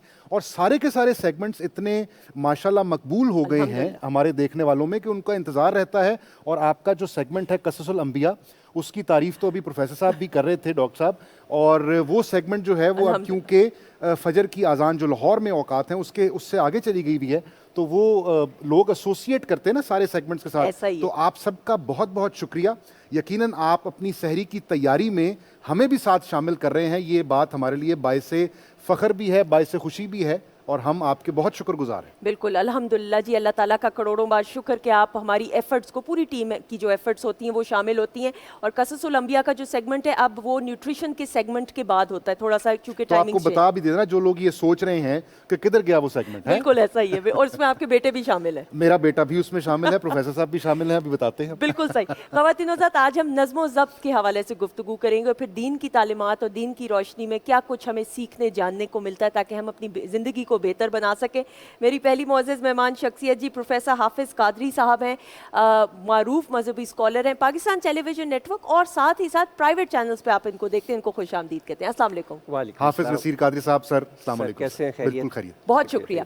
सामने तशरीफ रखते हैं जी प्रोफेसर साहब हैं, तो फिर प्रोफेसर साहब को प्रोफेसर तो कहना है। प्रोफेसर डॉक्टर मुमताज़ अहमद सालिक साहब हैं, मारूफ मजहबी स्कॉलर हैं, पीटीवी की फैमिली का हिस्सा हैं। ये मुझे बिल्कुल बताने की ज़रूरत नहीं क्योंकि आप पीटीवी की खास नशरियात और फिर खसूसी प्रोग्राम्स जो तरतीब दिए जाते हैं उनमें आप इनको देखते हैं। शोबा तदरीस से वाबस्ता हैं और एक प्राइवेट यूनिवर्सिटी के department of Islamic and, sir अगर मैं गलत ना बोलूँ, आप जिस डिपार्टमेंट के चेयरमैन हैं, मुझे लग रहा है मैं तलफ़ुज़ की गलती ना कर दूँ, वो आप साथ बताएंगे। अस्सलाम वालेकुम। वालेकुम अस्सलाम व रहमतुल्लाह। जी सर, कैसे हैं आप? अल्हम्दुलिल्लाह, शुक्र थैंक यू है। सर। मुझे ज़रा ताकि मेरा गलत ना हो जाए तलफ़ुज़, जो जिस डिपार्टमेंट के आप चेयरमैन हैं, ताकि मैं मुख्तलिफ उसमें रहा, इस्लामिक थाट एंड सिविलाइजेशन में भी रहा और भी कई एडमिनिस्ट्रेटिव जिम्मेदारियाँ, एक इदारे का डायरेक्टर भी, और बिल्कुल सही, क्योंकि एक इदारा रिसर्च का है उसका डायरेक्टर जनरल भी हूँ। बिल्कुल सही, माशाल्लाह मुख्तलिफ ओहदों पे फाइज हैं, क्योंकि पिछली दफ़ा जब सर आए थे तो इनके स्टूडेंट साथ साथ पैगामात भी भेज रहे थे, तो ये ज़रा ज़रूरी है बताना। जी ख़वातीन हज़रात, आज हम गुफ्तगू करेंगे नज़्म ज़ब्त पर, और ये बहुत ही अहम है, लेकिन शायद हमें इसका एहसास नहीं है या इसकी हमें समझ नहीं है, तो इसलिए आज की इस नशिस्त में हम कोशिश करेंगे कि इससे अपनी शनासाई को बेहतर किया जा सके। प्रोफेसर साहब, अगर मैं पहला सवाल आपसे यही करूं कि नज़्म ज़ब्त, या जिसको अंग्रेज़ी में डिसिप्लिन कहते हैं, ये ऑर्डर में, तरतीब में किसी भी काम को मुकम्मल करना, इससे हम ये मानी लेते हैं। पहले तो हमारी इस्लाह कर दीजिए कि यही इसका मतलब है, मफ़हूम यही है, और ज़रा थोड़ी सी इसकी गहराई पर रोशनी डालिए। दरअसल ये नज़्म ज़ब्त बिल्कुल जैसे आपने कहा कि इंग्लिश में डिसिप्लिन है, हकीकत भी यही है। ये एक ऐसा करिश्माती कप है या गोली है जिसके ज़रिए इंसान अपनी ज़िंदगी को तरतीब के साथ आगे लेके जाता है और उसी में किसी के लिए कामयाबी है। ये एक ऐसा नज़्म ज़ब्त, एक ऐसा आला है, ऐसा अल्लाह ताला का तोहफ़ा है जिसको इस्तेमाल करने से न सेहत ज़ाया होती है, न वक्त ज़ाया होता है, न सरमाया ज़ाया होता है, न किसी भी तरीके से कोई चीज़ ज़ाया नहीं होती, बल्कि दिन ब दिन तरक्की के रास्ते आसानी की तरफ आते जाते हैं। इसको सादा अल्फाज में आप यूँ कह सकते हैं, या यूँ कह लें, दरअसल नज़्म ज़ब्त दो चीज़ों के साथ ख़ास है। आपकी एक रेगुलरिटी है और एक पंक्चुअलिटी है। जब ये दोनों चीज़ें किसी भी एक चीज़ के साथ मुख्तस हो जाती हैं तो कामयाबी यकीनन उनकी तरफ आ जाती है। इंसान दरअसल इसको नज़्म ज़ब्त को लेकर जब चलता है ना, तो बेमुहार नहीं हो जाता, वो तरतीब के साथ अपनी लाइफ को कंट्रोल रखते हुए चलता है। और जिसने इंसान ने भी अपनी ज़िंदगी को कंट्रोल रख के चला, यकीनन वो कामयाब हुआ।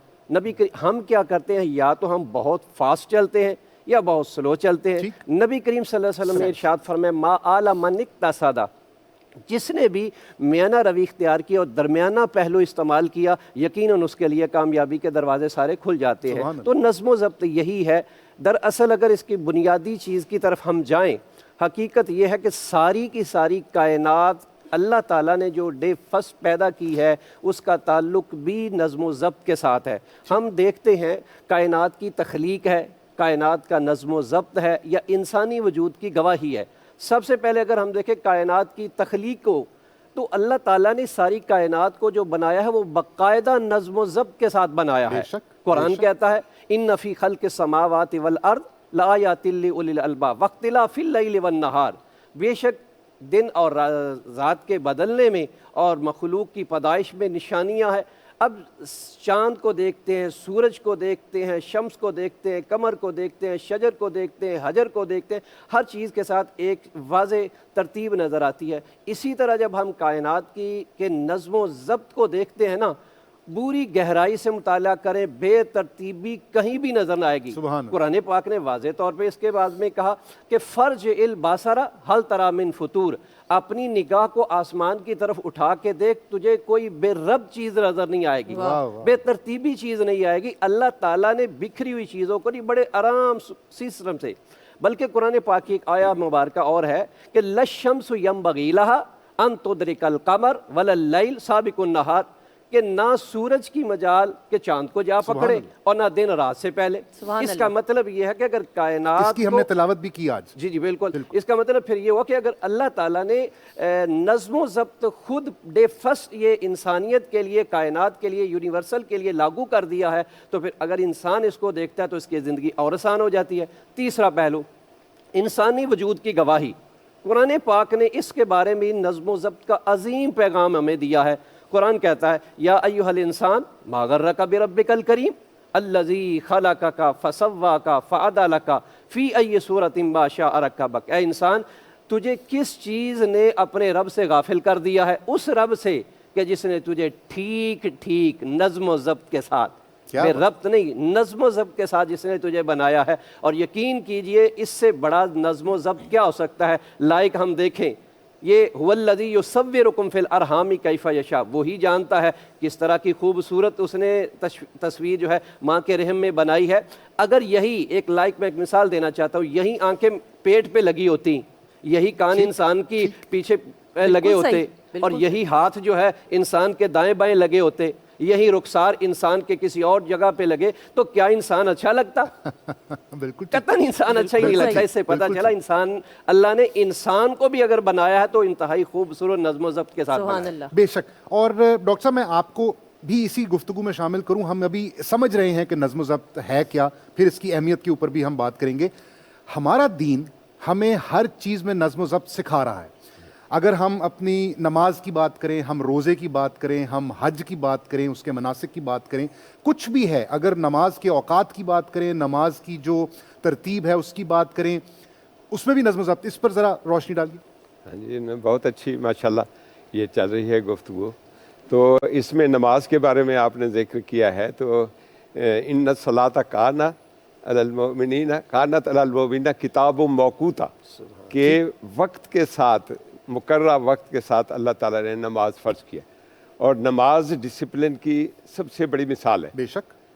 اور 5 وقت ہمیں اس کی ٹریننگ دی جاتی ہے کہ اذان ہوگی ایک ٹائم پر ہی ہوگی، یہ نہیں کہ آج کبھی کسی ٹائم پر ہو دوسرے، پھر جو وقفہ ہم رکھتے ہیں اس کا ہر مسجد میں ہر جگہ پر ہے کہ آپ اتنے بجے آئیں، جماعت کے ساتھ نماز پڑھنے کی تلقین کی گئی ہے۔ پھر ایک ترتیب کے ساتھ آپ جاتے ہیں، کہتے ہیں کہ پہلے جو بھی آتے جا رہے ہیں اسی ترتیب سے بیٹھیں، سبحان اللہ، اور تاکہ پیچھے بعد میں آنے والوں کو وہ جو ہے نا تکلیف نہ ہو۔ اسی طرح رسول اکرم صلی اللہ علیہ وسلم جماعت کھڑی کرنے سے پہلے ترتیب کو دیکھتے تھے، صفیں درست کرنا، اور آپ کہتے تھے کہ اس میں گنجائش بھی نہ رہے، اور صف سیدھی رکھو، اگر سیدھی ہوگی تو تمہارے دل بھی جڑے رہیں گے اور ایک ڈسپلن آئے گا۔ اسی طرح ہم یہ دیکھتے ہیں کہ کمانڈ جو ہے، جس وقت اللہ اکبر کہتا ہے امام، ساروں کو کہنا پڑتی ہے، کوئی ڈیلے کرنا ان کے لیے درست نہیں ہے، اور اس میں ضابطے میں آ جاتے ہیں، اسی امام سے پہلے بھی نہیں جا سکتے کہ کسی بھی اگر کوئی بھی چیز اگر ہے تو اس میں اگر امام سے پہلے کسی رکوع سجود یا کسی جگہ پر وہ نہیں ہے، اس کے ساتھ اس کے ذرا پیچھے جانا ہے۔ خود ایک امام کے پیچھے ہونا بذات خود ایک ڈسپلن ہے کہ آپ کسی لیڈرشپ کے تحت ہوں، کسی اصول کے تحت ہوں، ضابطے کے تحت ہوں، اور یہ اجتماعیت کی بنیاد ہے۔ آنچ نے فرمایا کہ 3 آدمیوں کے لیے جائز نہیں ہے کہ کسی جگہ پر ہوں، لیکن یہ کہ اپنے میں سے کسی کو امام مقرر کر لیں، امیر مقرر کر لیں۔ اس لیے اسلام چھوٹے لیول سے لے کر پورے دنیا کے نظام تک، گھر کے نظام ہے، اپنے دفاتر کا نظام ہے، زندگی کے سارے پہلوؤں میں نظم و ضبط کو پسند کرتا ہے۔ نظم و ضبط کا مطلب ہے کوئی قاعدہ ہو، کوئی اصول۔ آپ کو کچھ اصول بنانے ہوتے ہیں، کوئی ضابطہ بنانا ہوتا ہے، طریقہ کار بنانا ہوتا ہے۔ تو اسی لیے جو ہے یہاں تک بھی ہے کہ اگر آپ نماز پڑھ رہے ہیں اگر، تو اس میں اگر امام سے غلطی ہوتی ہے تو آپ لقمہ دے سکتے ہیں۔ صحیح۔ باہر والا بندہ لقمہ نہیں دے سکتا، باہر والا بندہ نہیں جو اس کے اندر ہے۔ اس کا مقصد ہے کہ گائیڈنس آپ اپنے ہی سینیریو میں، اپنے ہی پیراڈائم میں، اس میں گائیڈنس لے سکتے ہیں اور اس کے مطابق ہی دیر کرنا۔ یا اسی طرح ہم یہ دیکھتے ہیں روزہ ہے، یہ بڑی ڈسپلن کی مثال ہے کہ ہم روزے میں جو ہے سارے اوقات کار ہی تبدیل کر دیتے ہیں اللہ تعالیٰ کے حکم کی وجہ سے۔ یہی دین ہے، دین اسی چیز کا نام ہے کہ ہم اللہ تعالیٰ کے آگے جھک جائیں۔ اسلام کے معنی ہی دو معنی ہے اسلام کے۔ ایک یہ ہے فرم برداری اختیار کرنا، سرنڈر کر لینا۔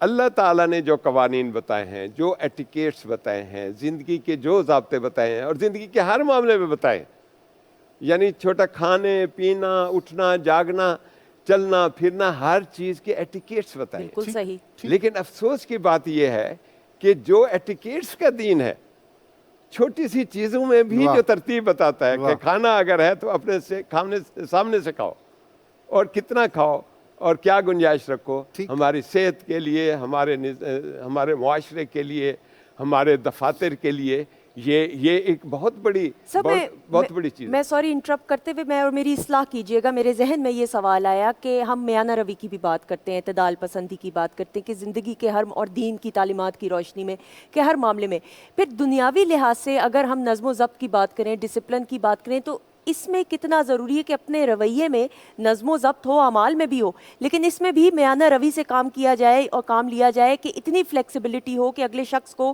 برداشت کر لیا جائے، اس کی بات کو سنا جائے اور اپنے صرف بات پہ جو ہے قائم نہ رہا جائے۔ اس کے بارے میں ذرا بات کرتے ہوئے۔ ہاں، میانہ روی کسی وقت مطلوب و مقصود ہوتی ہے کہ 2 چیزیں جو ہیں، یہ ہے کہ اسراف کے درمیان ہے اور بخل کے درمیان میانہ روی۔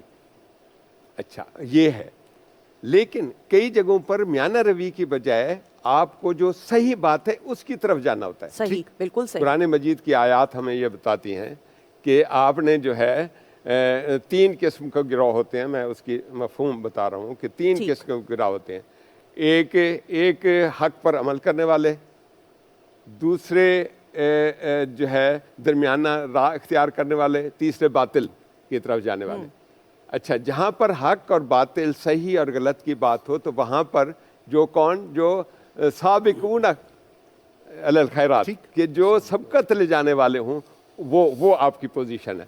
ہاں، جہاں پر روزمرہ کے معاملات میں ہمیں یہ ہے کہ اگر آپ ساری چیز ایک دم ہی ختم کر دیں گے تو آگے پھر محتاج بن کر رہیں گے۔ صحیح۔ اس لیے کہا ہے کہ خرچ میں اعتدال اختیار کرو، اسی طریقے پر اپنے خواہشات کو پورا کرنے میں اعتدال اختیار کرو۔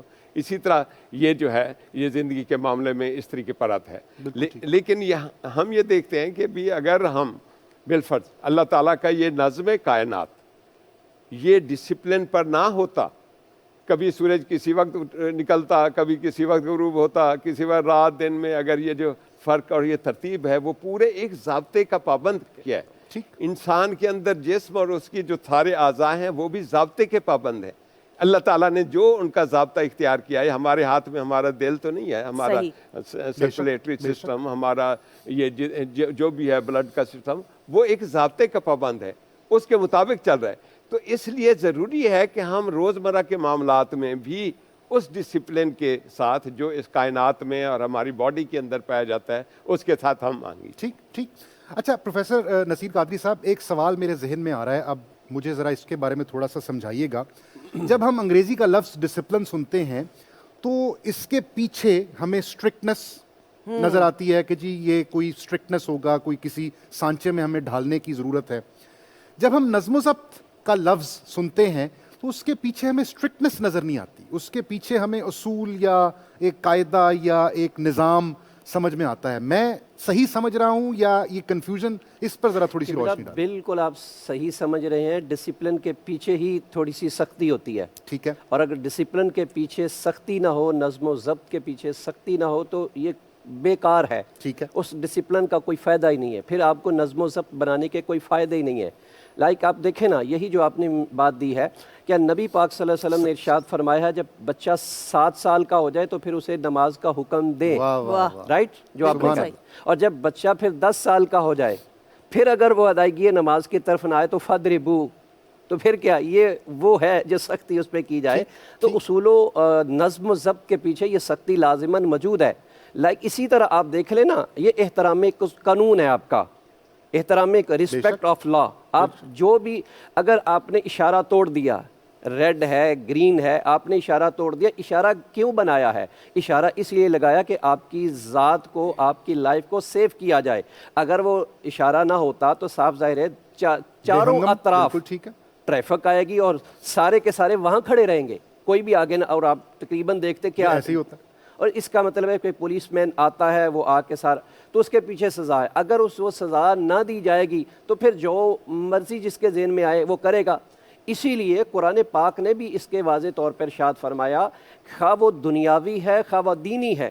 دنیاوی طور پر واضح طور پہ اگر فرمایا اگر چور چوری کرتا ہے, اگر اس کے پیچھے نہ کیا جائے گا تو پھر کیا صورتحال ہوگی. آپ یہاں کہتے ہیں جس سعودی عرب جو ہے وہ اس کی مثال دیکھ لے, سونے کی دکانیں بھری ہوئی ہیں, کسی کی مجال نہیں ہے کہ جناب تھوڑا سا بھی اٹھا کے لے جائے. وہاں اتنی پڑی ہے, نماز کا ٹائم ہے, کھلی دکانیں چھوڑ کے چلے جاتے ہیں. ہمارے یہاں 20 تالے لگانے پڑتے ہیں اور پھر بھی خدشات. آخر وجہ کیا ہے؟ آخر وجہ یہ ہے کہ اس ڈسپلن کے پیچھے, اس نظم و ضبط کے پیچھے ایک سزا ہے جو ہمارے ذہن میں آتی ہے. تو نظم و ضبط کے ساتھ سزا کا ہونا, پنشمنٹ کا ہونا, وہ ہلکی ہو وہ یا زیادہ, وہ لازمی ہے. تو احترام قانون جو ہے وہ دونوں شکلوں میں ہے, دنیاوی شکل میں بھی اور دینی شکل میں بھی. دنیاوی شکل میں اللہ تعالیٰ نے واضح طور پر ارشاد فرمایا وَتِلْكَ حُدُودُ اللَّهِ, یہ ساری اللہ کی حدیں ہیں, فَلَا تَعْتَدُوهَا, بس اللہ کی حدوں کو پامال کر کے یا پیچھے روند کے نہ چلے جاؤ. یہ کچھ اللہ تعالیٰ نے حدود بیان کی ہے, اور اگر ایسا کرو گے تو ایسا یقین. اور ایک حدیث پاک میں فرمایا وَحَدَّ حُدُودًا فَلَا تَعْتَدُوهَا, یہ اللہ کی حدیں ہیں. پھر حدیث پاک میں کہ ان کو آگے نہ. اور اسی طرح دنیاوی اصولوں کو طرف دیکھ لینا, یہ آپ بارڈر پہ چلے جائیں, جیسے آپ نے بات کی ہے, بارڈر پہ چلے جائیں, وہاں واضح طور پہ ڈینجرس لکھا ہوتا ہے, بھائی اس سے آگے جاؤ گے تمہاری زندگی کو خطرہ ہے. بجلی کے کھمبے پہ آپ چلے گئے, وہاں لکھا ہوتا ہے کہ بھائی اس سے تھوڑا سا پیچھے رہ رہے ہیں. تو نظم و ضبط کا یا ڈسپلن کا خیال رکھنا یہ ہر حالت میں انسان کی زندگی کو بہتری کی طرف لے کے آتا ہے اور اس کی ذات کو محفوظ کرنے کے طریقے کی طرف لے کے آتا ہے. اب مثال کے طور آپ اس کو دوسرے اور اینگل سے اگر دیکھیں, قرآن پاک کی طرف دیکھیں نا, قرآن پاک کو ہر کوئی کہتا ہے کہ میں دیکھوں, مگر اللہ تعالیٰ نے ارشاد فرمایا کہ لا یمسہ الا. قرآن پاک کو بھی اگر آپ نے پکڑنا ہے تو باوضو ہو کے پکڑنا.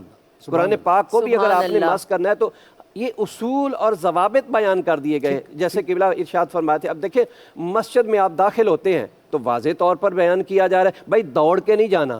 سبحان اللہ. نماز کے ساتھ آپ نے شامل ہونا ہے, دوڑ کے نہیں جانا, باوقار طریقے سے سکون کے ساتھ. بلکہ یہاں تک پھر ان لوگوں کو بتا دیا جو دوڑ کے نماز پڑھنے والے ہیں, ان کو بتا دیا کہ آخری رکعت بھی جا رہی ہے, سلام پھرنے تک اگر آپ شامل ہو جاتے ہیں نا تو اللہ تعالیٰ آپ کو پوری نماز کا ثواب عطا کرے گا. سبحان اللہ, سبحان اللہ. خواتین و حضرات, بات چیت کا سلسلہ جاری ہے اور نظم و ضبط کے بغیر مجھے لگتا ہے اور یقیناً ہماری زندگی نامکمل اور ادھوری. اس حوالے سے مزید بھی گفتگو کریں گے. بے معنی, بالکل صحیح.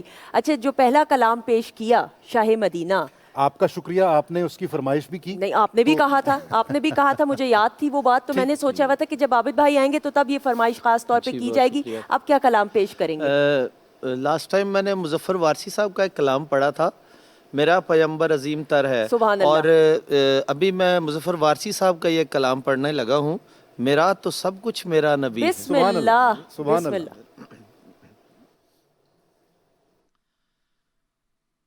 میرا تو سب کچھ میرا نبی ہے،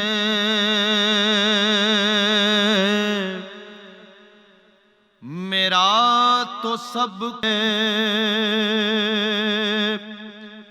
اسی کے قدموں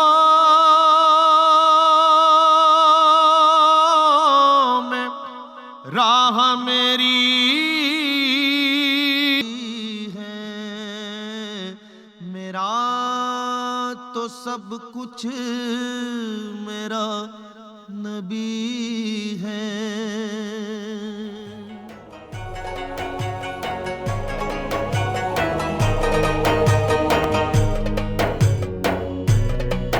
رمضان پاکستان، رمضان پاکستان۔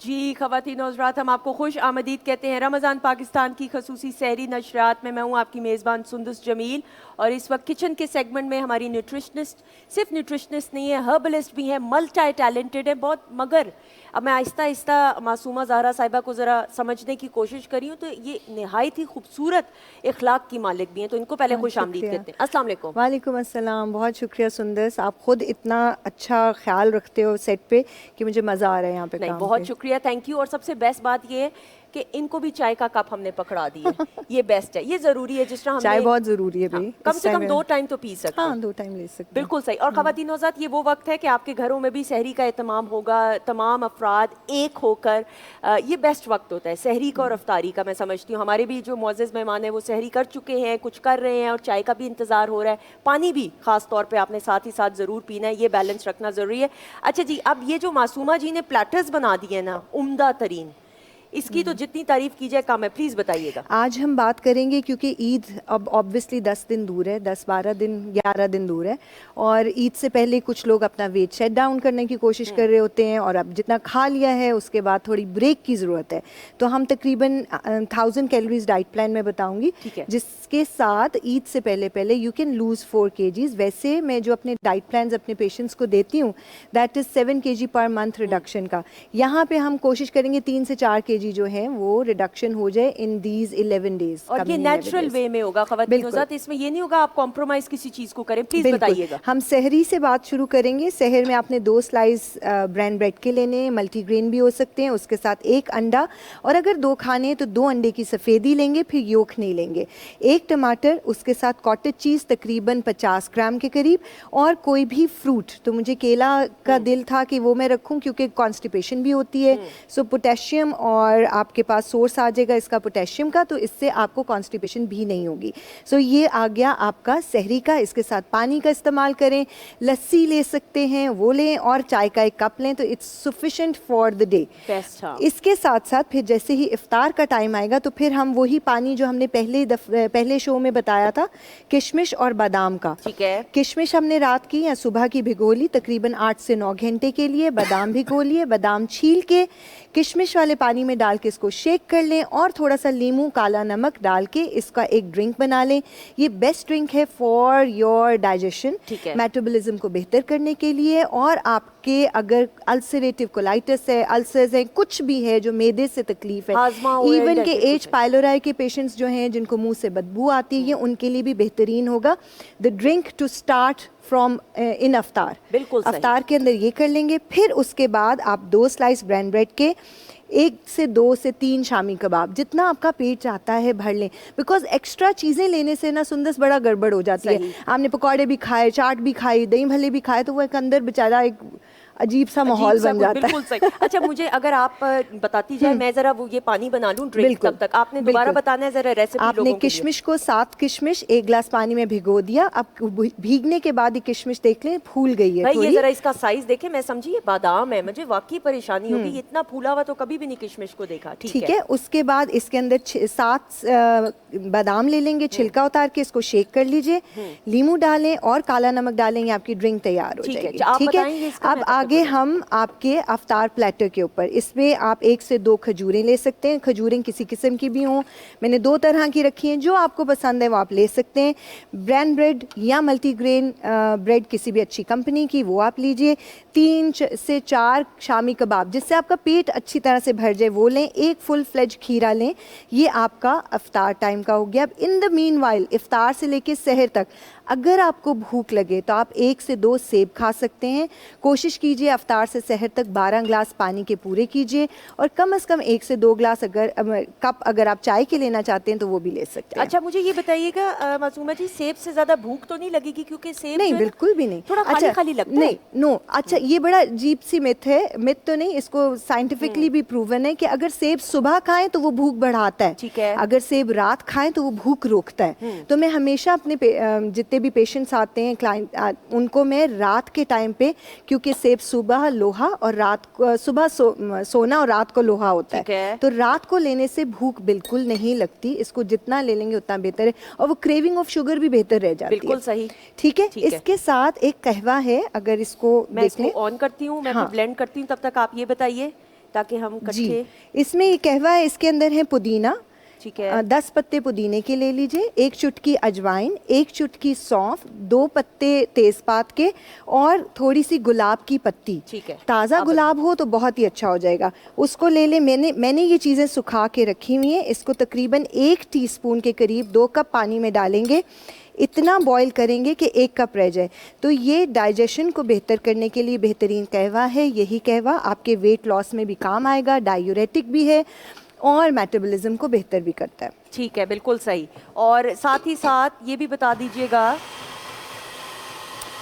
अच्छा सुंदर, सबसे इम्पोर्टेंट काम जो सब भूल जाते हैं ना, कि हम समझ रहे होते हैं कि हमने डाइट को, इतनी सी डाइट से कैसे गुजारा होगा। लिटरली आप अगर एक दफ़ा कोशिश करके देखें, सिर्फ नफ्स है जो हमें तंग करता है, वरना हमारे लिए अल्लाह ने इतनी ही अमाउंट बनाई है खाने के लिए। तो अपने नफ्स पे थोड़ा सा काबू रखिए, इन 10-11 दिन में अपने आप को शेपन कीजिए और ईद को एंजॉय कीजिए। और यही मुश्किल काम है ना, थोड़ा सा सेल्फ कंट्रोल। अच्छा, मुझे ज़रूर मासूमा जी बताइएगा, बच्चों के लिए भी ये बड़ा हेल्दी प्लेटर है। आप अगर आम रूटीन में बच्चे जब स्कूल जाते हैं, अभी तो जा रहे हैं, अभी तो जो बच्चे रोजा रख रहे हैं वो तो ठीक है, बट इस तरह फलों को काट के इस तरह के प्लेटर्स बनाएं, वो भी थोड़ा सा आइडिया दे दीजिए। देखिए ना, बच्चों के लिए मैं हमेशा कहती हूँ कि कोशिश करें जितना फ्रूट एंड वेजिटेबल के करीब रहेंगे उतना बेहतर है। जितना मैन मेड खिलाएंगे उतना ही उनके लिए नुकसानदेह है। तो ये इस तरह से आपका ये ड्रिंक तैयार हो जाएगा, और थोड़ी देर में आपका ये कहवा भी बिल्कुल तैयार होगा। अच्छा, कहवे में अगर इसको थोड़ा और एनहांस करना है इसकी प्रॉपर्टीज़ को, तो इसको पीने से पहले इसमें थोड़ा सा लीमू निचोड़ लीजिए, तो वो आपके हाजमे को और बेहतर करेगा। और लेमन का इस्तेमाल मैं बार बार इसलिए करा रही हूँ क्योंकि ये डायूरेटिक है, तो यूरिन इन्फेक्शंस के अंदर भी ये बेहतर है। अच्छा, कुछ लोगों का ये भी कहना है कि लीमू का ज़्यादा इस्तेमाल करें तो एसिडिटी भी हो जाती है, वो भी बताते हुए देखिए, लीमू पानी में देखिए मैंने किशमिश और बादाम डाले ही इसीलिए हैं ताकि ये एसिडिटी को कंट्रोल करे। बिल्कुल ठीक, तो वो उससे बेहतर रहेगा। बिल्कुल सही। और ख़वातीनो ज़ात, ये बहुत ज़रूरी है कि अगर आप अपने वज़न को हेल्दी तरीके से कम करना चाहें तो ये तमाम चीज़ें आप अपना के देखें। और फिर जिस तरह मासूमा जी ने कहा कि अगले 10 दिन के लिए, जब तक अब अल्हम्दुलिल्लाह इंशाल्लाह रोज़े, आज 19वां हम सहरी करने जा रहे हैं और 19वां रोज़ा रखेंगे, तो आगे जितने हैं दिन बाकी, तो जितना हो सके इसको फॉलो करें, और फिर आम रूटीन में भी। और फिर देखिए ये सुन्नत में भी है ना, आप कम से कम खाएंगे और आप इबादत ज़्यादा कर सकेंगे। ताक रातें आ रही हैं,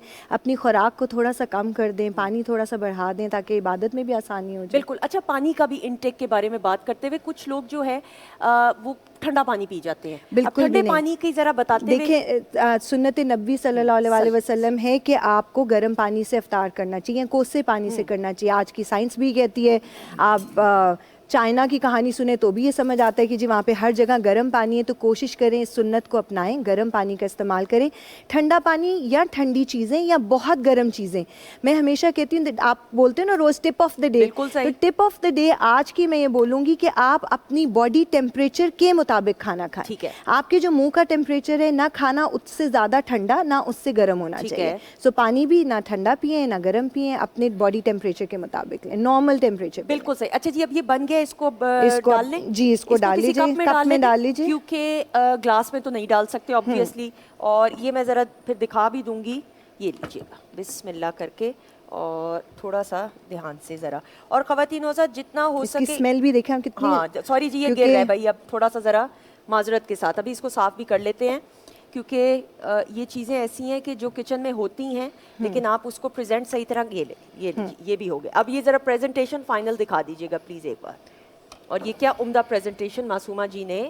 پلیٹرز کا انتخاب, اور خواتین حضرات ایک میری طرف سے ضرور ایک گھریلو سی ٹپ کہ جو کھانا پریزنٹ کریں وہ اچھے پلیٹرز میں کریں, یعنی اچھی ڈش میں کریں, تاکہ کھانا تو آپ نے بعد میں, ذائقہ بعد میں آئے گا, دیکھنے میں اگر چیز عمدہ لگے گی تو بچے بھی اٹریکٹ ہوتے ہیں, اور یہ بڑا ضروری ہے. تو بہت شکریہ, تھینک یو سو مچ معصومہ جی, اور ہمیشہ کی طرح جیتی رہیں. انشاءاللہ کل آپ سے ملاقات رہے گی.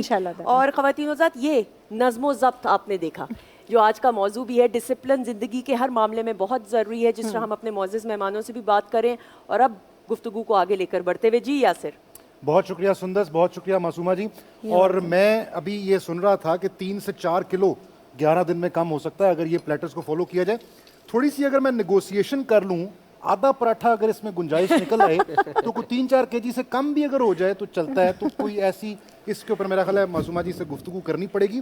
ایک چیز میں اور بھی نوٹ کر رہا تھا کہ جب بھی وہ کھانے کی مقدار کے بارے میں بات کر رہی تھی نا, تو میری طرف ضرور دیکھ رہی تھی. مجھے شک یہ پڑ رہا ہے کہ آج انہوں نے مجھے سحری کرتے دیکھ لیا. بہرحال خواتین و حضرات, آپ کو انتہائی سحر کے اوقات جلدی سے میں بتا دوں مختلف شہروں کے.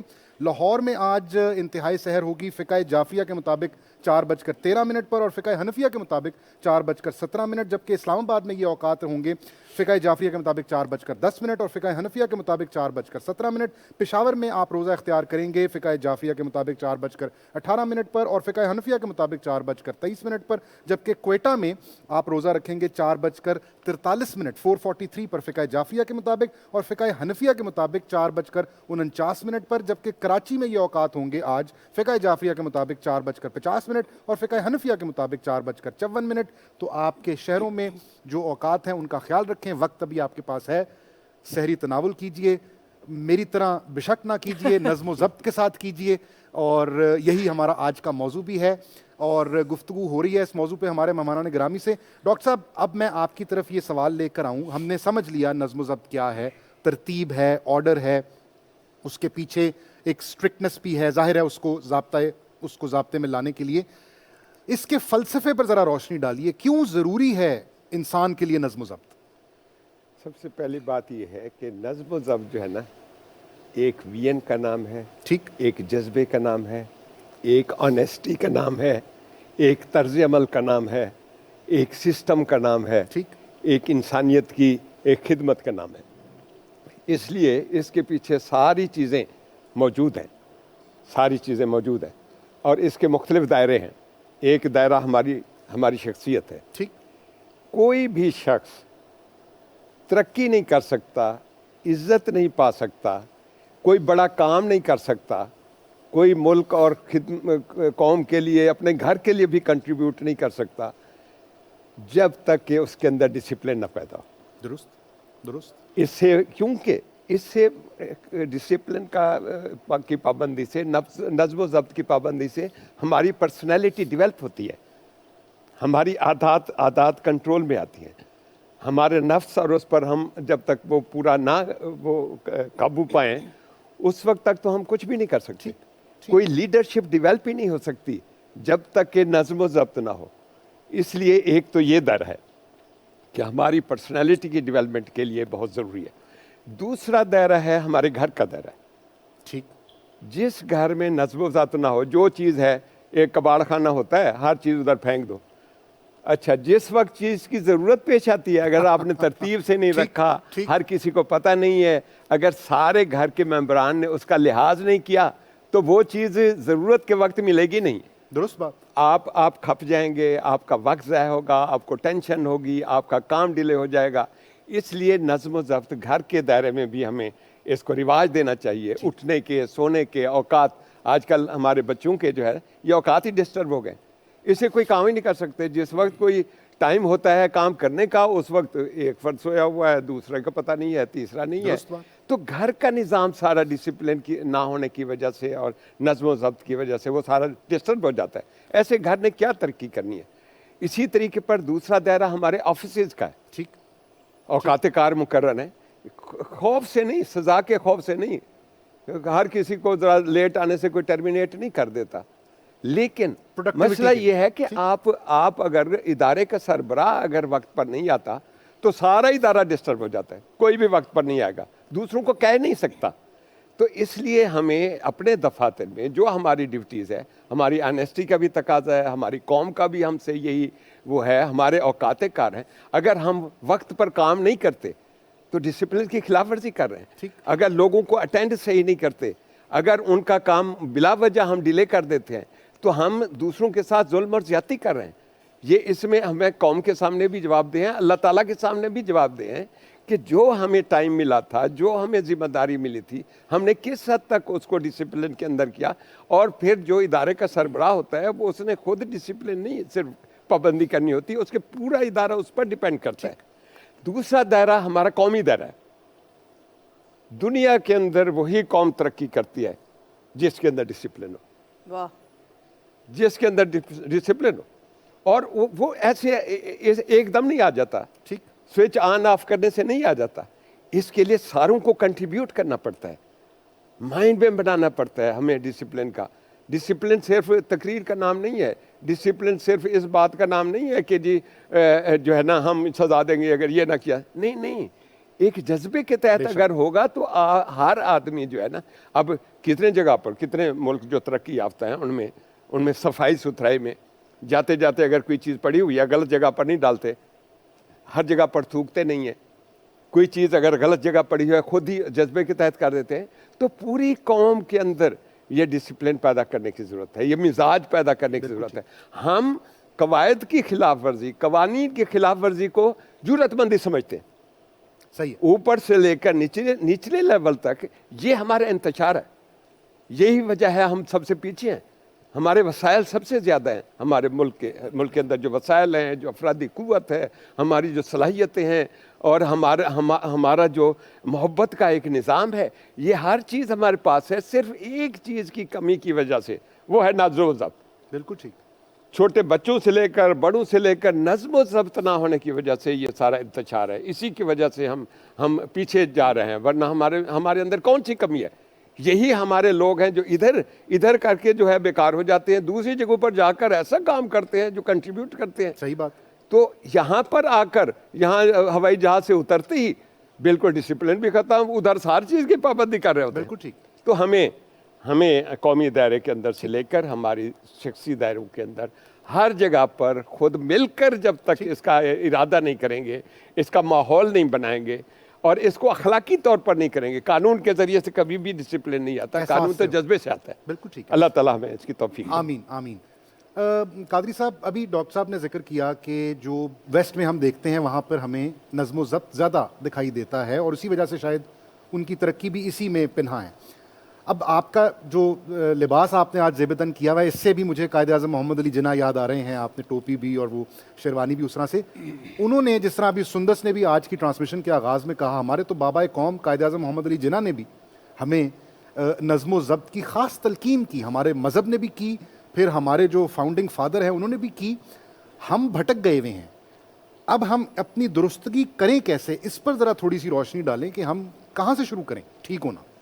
یس صاحب, کہاں سے ہمیں شروع, کسی سے اگر کچھ لینا ہو تو تب ہے, ساری چیزیں ہمارے پاس ہیں. میں یہ بات کرنا چاہوں گا, جب قائد اعظم رحمۃ اللہ علیہ کی آپ نے بات کی تو وہی جملہ میرے ذہن میں آ گیا.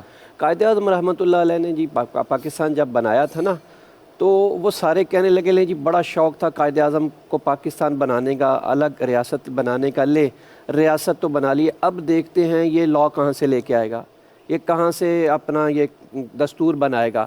تو جب آپ سے سوال کیا, آپ نے فرمایا کہ مجھے دستور بنانے کی کیا ضرورت ہے, مجھے قانون کسی سے مانگنے کی کیا ضرورت ہے. صدیوں پہلے ہمارے نبی صلی اللہ علیہ وسلم نے ہمیں ایک آئین دے دیا ہوا ہے, ہمیں ایک آئین ملا ہوا ہے, آئین ہمارے پاس ہے, بس اس کو عملی جامہ پہنانا ہے. بے شک بات یہ ہے کہ یہی بات ہے.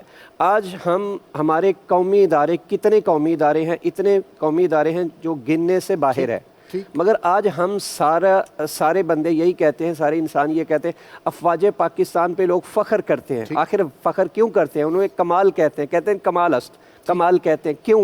ان کے اندر ایک نظم بھی ہے, ایک ضبط بھی ہے, ایک طریقہ کار بھی ہے.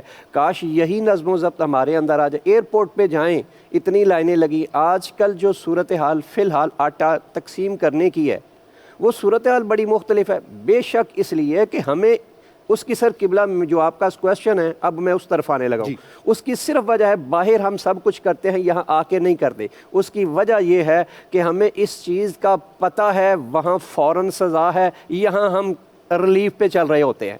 وہاں پتہ ہے فوراً ایسا کیا تو یہ ایکشن آ جانا ہے, یہ ایسا ہوا تو وہاں ایکشن آ جانا ہے. یہاں ہمیں پتہ ہی نہیں ہوتا. جب تک قانون ہر کسی کے لیے فوراً عمل نہیں نہ کیا جائے گا تو تب تک یہ چیزیں انسانیت کے اندر پیدا نہیں ہوتی.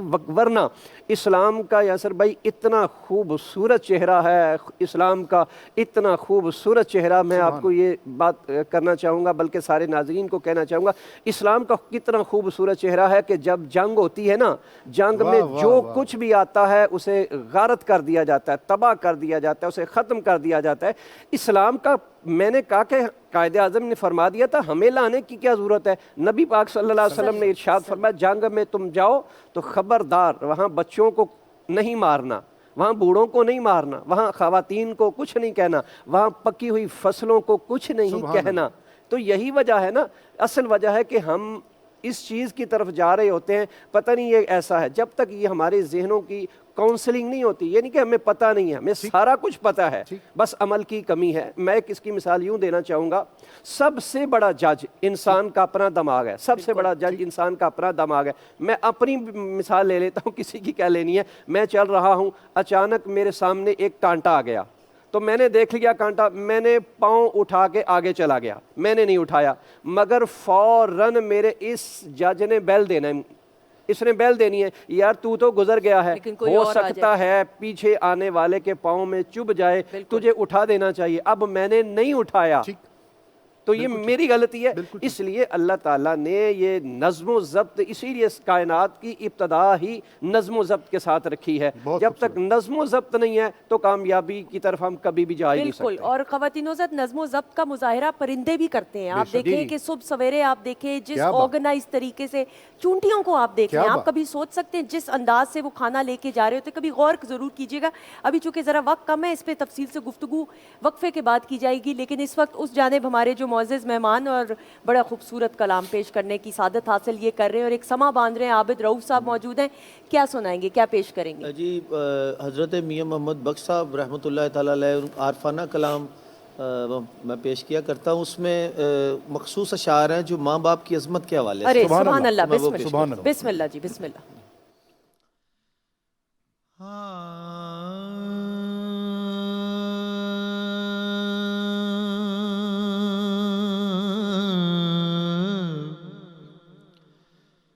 پاک محمد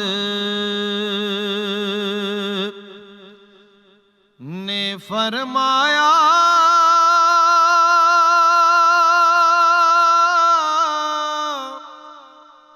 کر لے خدمت ماں دی,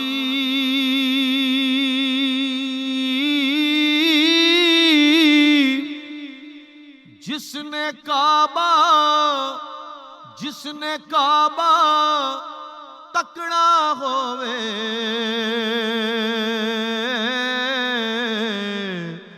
او تک لے صورت ماں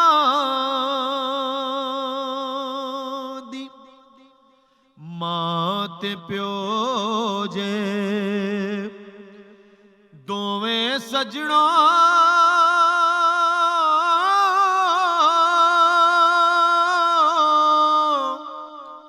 رب دا مٹھا میوہ,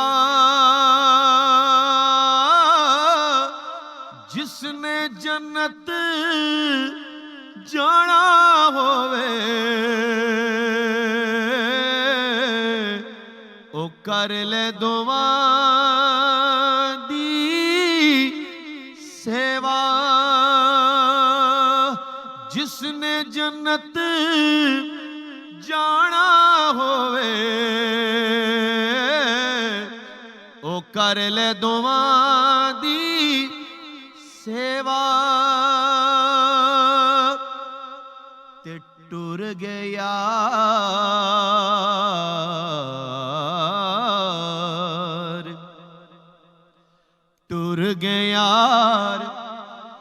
محبتاں والے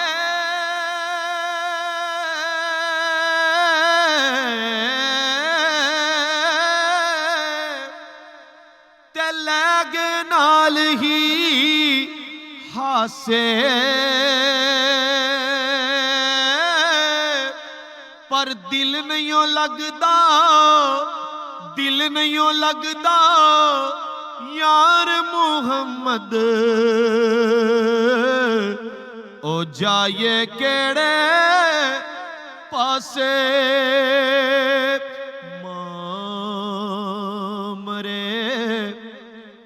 मां मरे ते पेके छुट दे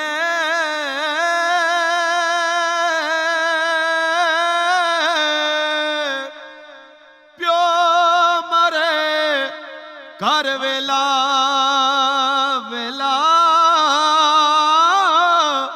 शाला न विछड़न, शाला न विछड़न ओ वीर की से दे नहीं ते उजड़ जांदा जे मेला पाई पाया दे पाई पाया दे सज्जन होंदे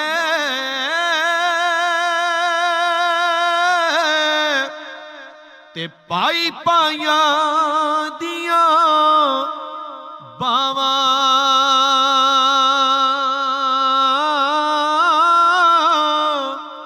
प्यो जे सिरदा ताज मुहम्मद ओ मामा ठंडिया छावा कमली वाले दी मां दी सजणो सब तो शान उचेरी कमली वाले दी मां दा सदका रब्बा बख्श देवी मां मेरी तिले यार ले यार हवाले रब दे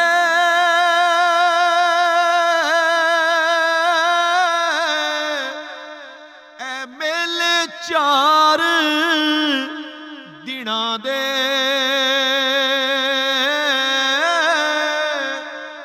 उस दिन ईद मुबारक हो सी जिस दिन फेर मिलांगे उस दिन ईद मुबारक हो सी जिस दिन फेर मिलांगे ऐ दुनिया एक मुसाफिर खाना एक आवे एक जावे फिर किदी मजाल ओ किदी मजाल मुहम्मद बख्शा एथे पक्के डेरे लावे किदी मजाल मुहम्मद बख्शा एथे पक्के डेरे लावे।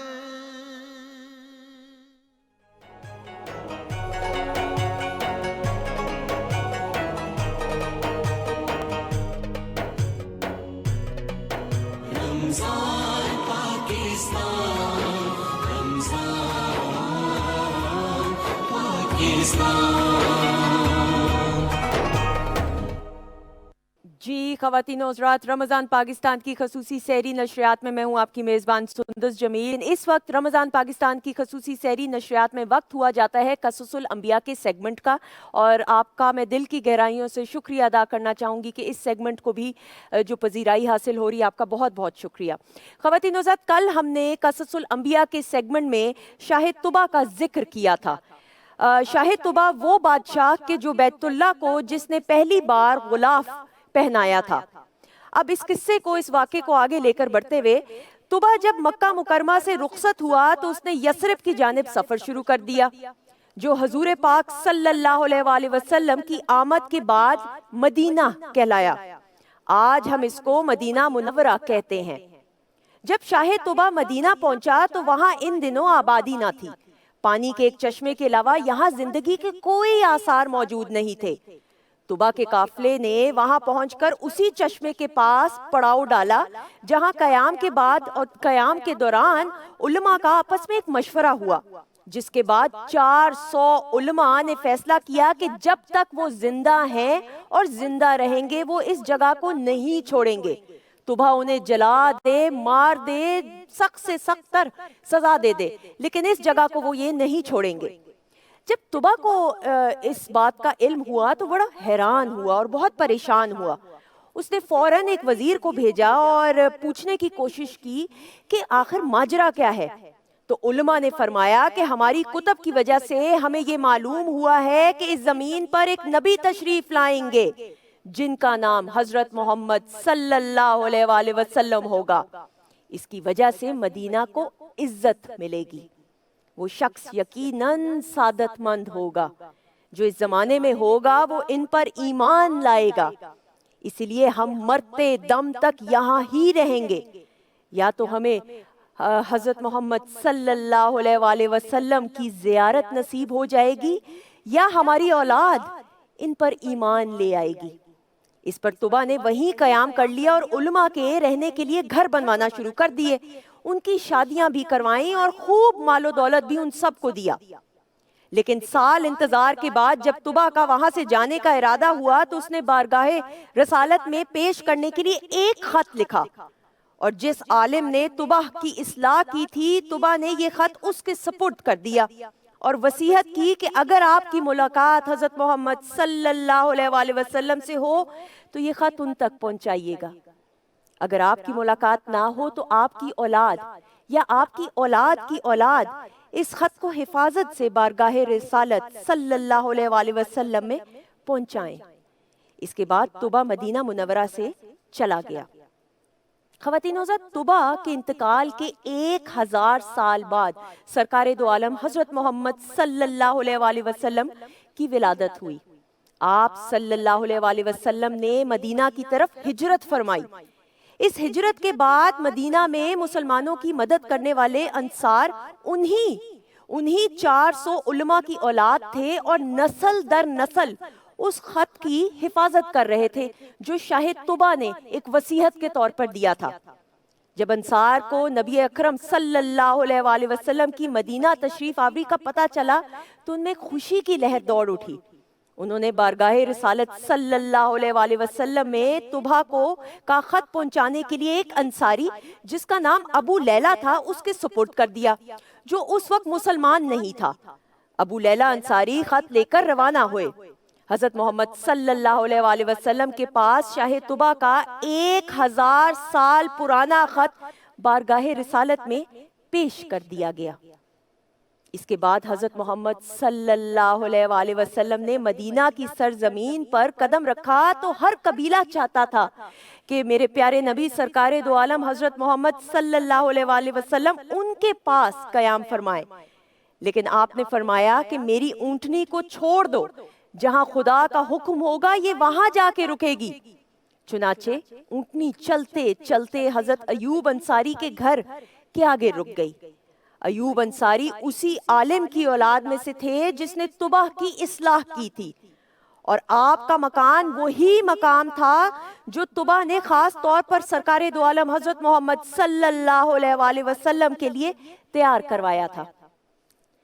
ख़वातीन हज़रात, यसरब का एक मतलब हलाकत और बीमारी है। بعض روایات میں ہے کہ سرکار دو عالم حضرت محمد صلی اللہ علیہ وآلہ وسلم نے مدینہ منورہ کو یثرب کہنے سے منع کیا تھا۔ سرکار دو عالم حضرت محمد صلی اللہ علیہ وآلہ وسلم کا طریقہ یہ تھا کہ برے مطلب یعنی برے ناموں کو تبدیل کر دیا کرتے تھے۔ خواتین و حضرات، آج کا یہ واقعہ اپنے اختتام کو پہنچتا ہے۔ قصص الانبیاء کے سیگمنٹ میں انشاءاللہ زندگی رہی تو آپ سے کل پھر ملاقات رہے گی، لیکن اسی دعا اور امید کے ساتھ اور دعا کے ساتھ کہ اللہ تعالیٰ ہمیں توفیق عطا فرمائے کہ ہم نیکی کا راستہ اپنا سکیں تاکہ ہمیں اپنے رب کی رضا اور خوشنودی حاصل ہو جائے۔ اب اپنے معزز مہمانوں کی طرف بڑھتے ہوئے جی یاسر۔ جزاک اللہ سندس، بہت شکریہ آپ کا۔ خواتین و حضرات، آپ دیکھ رہے ہیں پاکستان ٹیلی ویژن کی رمضان پاکستان سحری ٹرانسمیشن، اور اس میں آج کی جو ہماری نشست ہے اس کا موضوع ہے نظم و ضبط۔ اس پر بڑی تفصیل سے گفتگو ہوئی، اور جیسا کہ آپ جانتے ہیں کہ اب وقت بہت محدود رہ گیا ہے، ہم نے اپنی اس گفتگو کو اب کنکلوژن کی طرف لے کر جانا ہے۔ تو قادری صاحب، میں آپ سے اگر یہ سوال کروں کہ ہمیں سمجھ میں آ گئی کہ نظم و ضبط کیا ہے، ہمیں یہ بھی سمجھ میں آ گئی کہ یہ کیوں ضروری ہے، اور جہاں ہم پہنچے ہوئے ہیں اس وقت شاید ظاہر ہے اس میں نظم و ضبط کا بہت فقدان ہے، تو ہمیں یہ بھی پتہ لگ گیا کہ ہم نے اس کو ٹھیک کیسے کرنا ہے، اللہ تعالیٰ کے جو احکامات ہیں اسی سے روشنی لینی ہے۔ کنکلوڈ کیسے کریں گے؟ اگر میں آپ سے گزارش کروں گا، سادہ سی قبلہ بات ہے، جھاڑو کے چند تنکے غیر منظم کوڑے کو اور منتشر کوڑے کو چند تنکے جو ہیں وہ اکٹھا کر دیتے ہیں اور صفائی ہو جاتی ہے۔ کیا بات!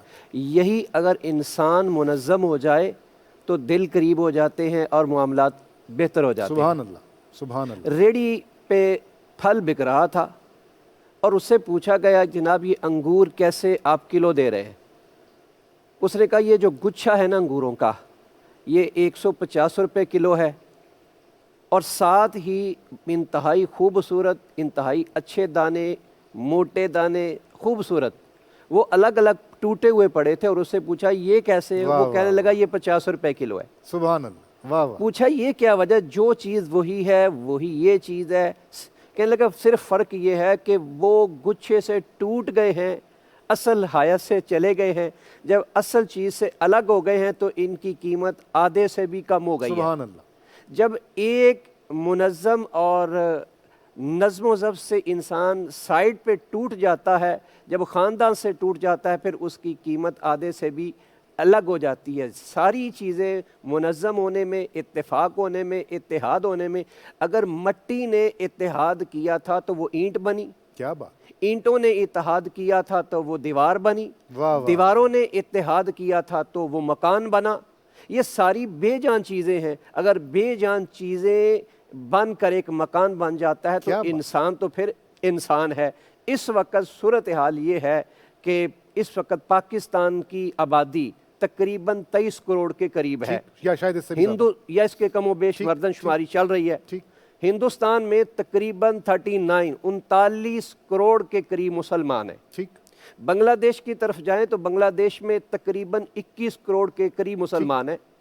افغانستان کی طرف چلیں تو افغانستان میں 95% مسلمان موجود ہیں۔ اسی طرح ہم کشمیر کی طرف جائیں تو 90 یا 95 کے قریب مسلمان ہیں۔ بالکل ایسے۔ اب یہ بر صغیر کی یہ جو پٹی ہے، اس میں ایک مسلمانوں کی تعداد دیکھیں تو صحیح کم نہیں ہے، بہت زیادہ تعداد ہے۔ بات صرف یہ ہے کہ ان کو منظم کیا جائے۔ اگر یہ منظم ہو گئے تو پھر وہ ہمیں بات قائد اعظم رحمۃ اللہ علیہ کے سامنے آ جائے گی کہ اپنے آپ کو نہ پنجابی بناؤ، نہ سندھی بناؤ، نہ افغانی بناؤ، صرف اور صرف اپنے آپ کو پاکستانی اور مسلم بنا لو۔ بالکل صحیح۔ نظم و ضبط کی بہترین یہی ایک بالکل صحیح۔ خواتین و حضرات، بات چیت کا سلسلہ جاری ہے اور اس وقت سر بھی موجود ہیں، سر آ چکے ہیں اور گوری بھائی اس جانب موجود ہیں، تو ان سے کلام کی درخواست کرتے ہوئے بسم اللہ۔ دل میں اترتے حرف سے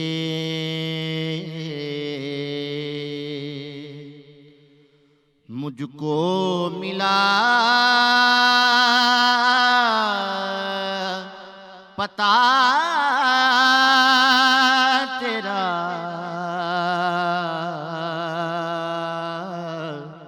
معجزہ حسن صوت کا زمزمائے صدا تیرا دل میں اترتے حرف سے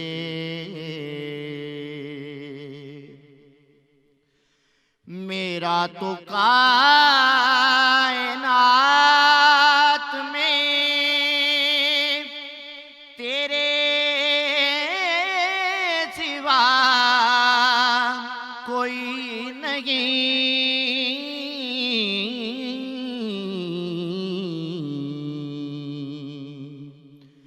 میرا تو کائنات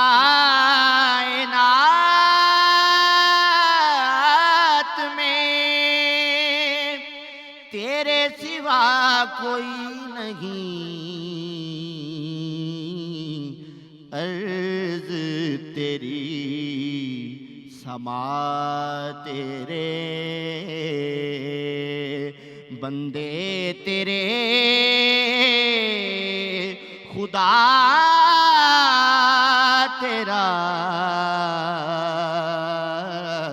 عرض تیری سما تیرے بندے تیرے خدا تیرا اے میرے شاہ شرق و غرب نانے جویں غزہ تیری اے میرے بوریا نشین سارا جہاں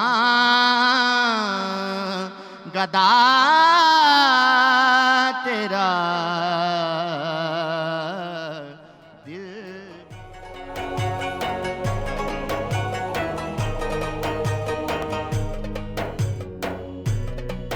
رمضان پاکستان رمضان پاکستان خواتین و حضرات، ایک دفعہ پھر ہم پاکستان ٹیلی ویژن کے لاہور اسٹوڈیو سے آپ سے براہ راست مخاطب ہیں، اور آج 19ویں روزے کی سحری ٹرانسمیشن لے کر ہم آپ کی خدمت میں حاضر ہوئے تھے۔ وقت اب ہمارا ختم ہونے والا ہے۔ آپ کو میں یہ بتا دوں کہ آج کی اس ٹرانسمیشن میں ایک بات پر کنسنسس رہا ہے مسلسل، وہ چاہے پینل پر بات ہو رہی ہو، ہمارے کانوں تک پہنچ رہی ہو، یا جتنے بھی مہمان ہمارے یہاں پر آئے نعت خواں انکلوڈڈ، انہوں نے یہی کہا کہ جو سندس نے رنگ آج پہنا ہوا ہے وہ بہت ہی بے مثال ہے۔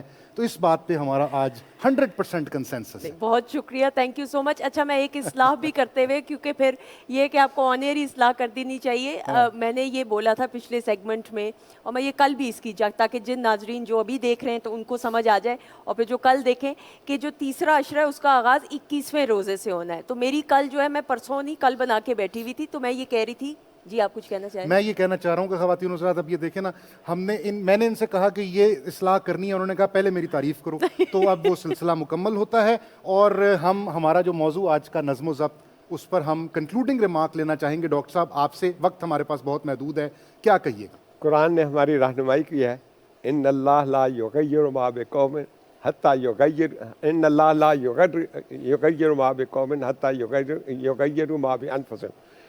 خدا نے آج تک اس قوم کی حالت نہیں بدلی، نہ ہو جس کو خیال آپ اپنی حالت کے بدلنے کا۔ علامہ اقبال نے کہا ہے کہ ہر فرد ہے، افراد کے ہاتھوں میں ہے اقوام کی تقدیر، ہر فرد ہے ملت کے مقدر کا ستارہ۔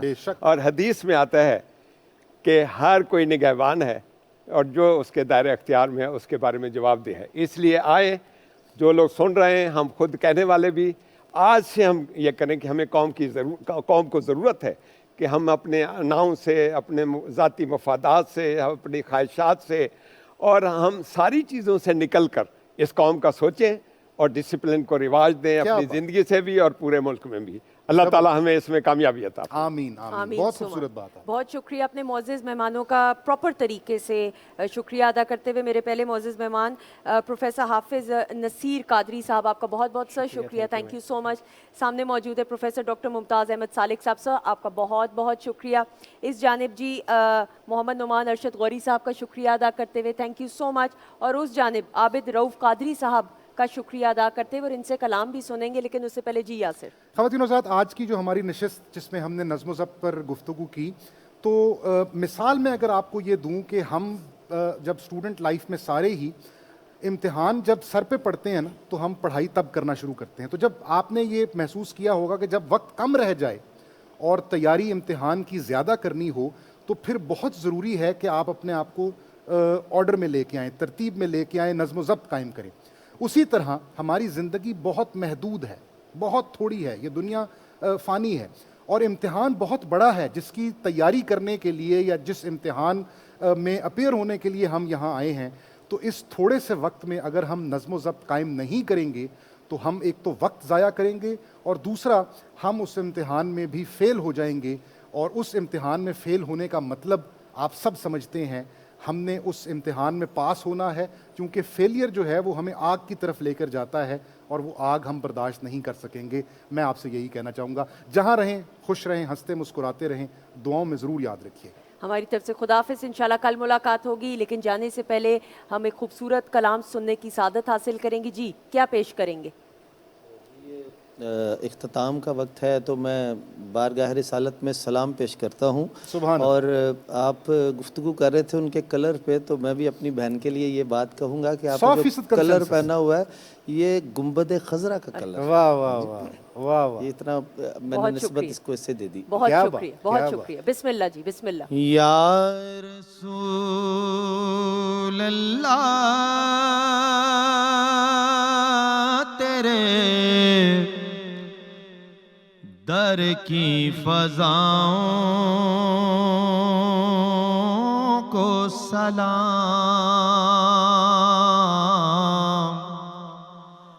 یا رسول اللہ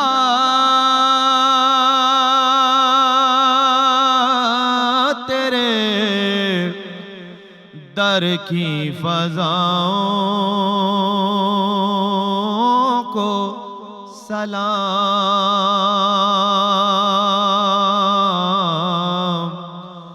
گنبد خضرا کی ٹھنڈے ٹھنڈے چھاؤں کو سلام،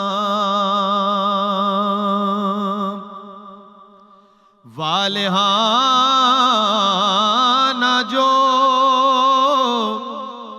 طواف روضہ اقدس کریں،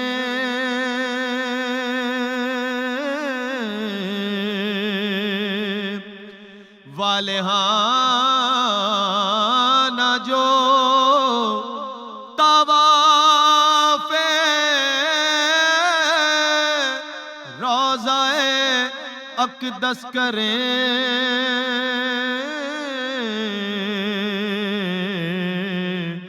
مست و بے خود وجد میں آتی ہواؤں کو سلام، جو مدینے کے گلی کوچوں میں دیتے ہیں صدا،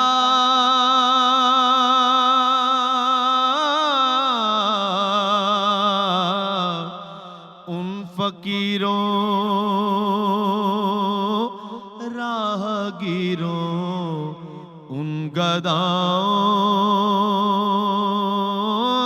کو سلام، مسجد نبوی کی صبح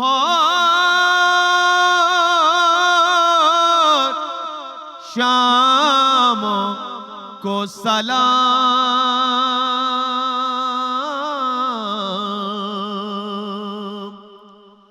مسجد نبوی کی صبح شاموں کو سلام، یا نبی تیرے غلاموں کے غلاموں کو سلام، جو پڑھے جاتے ہیں روز و شب تیرے دربار پر،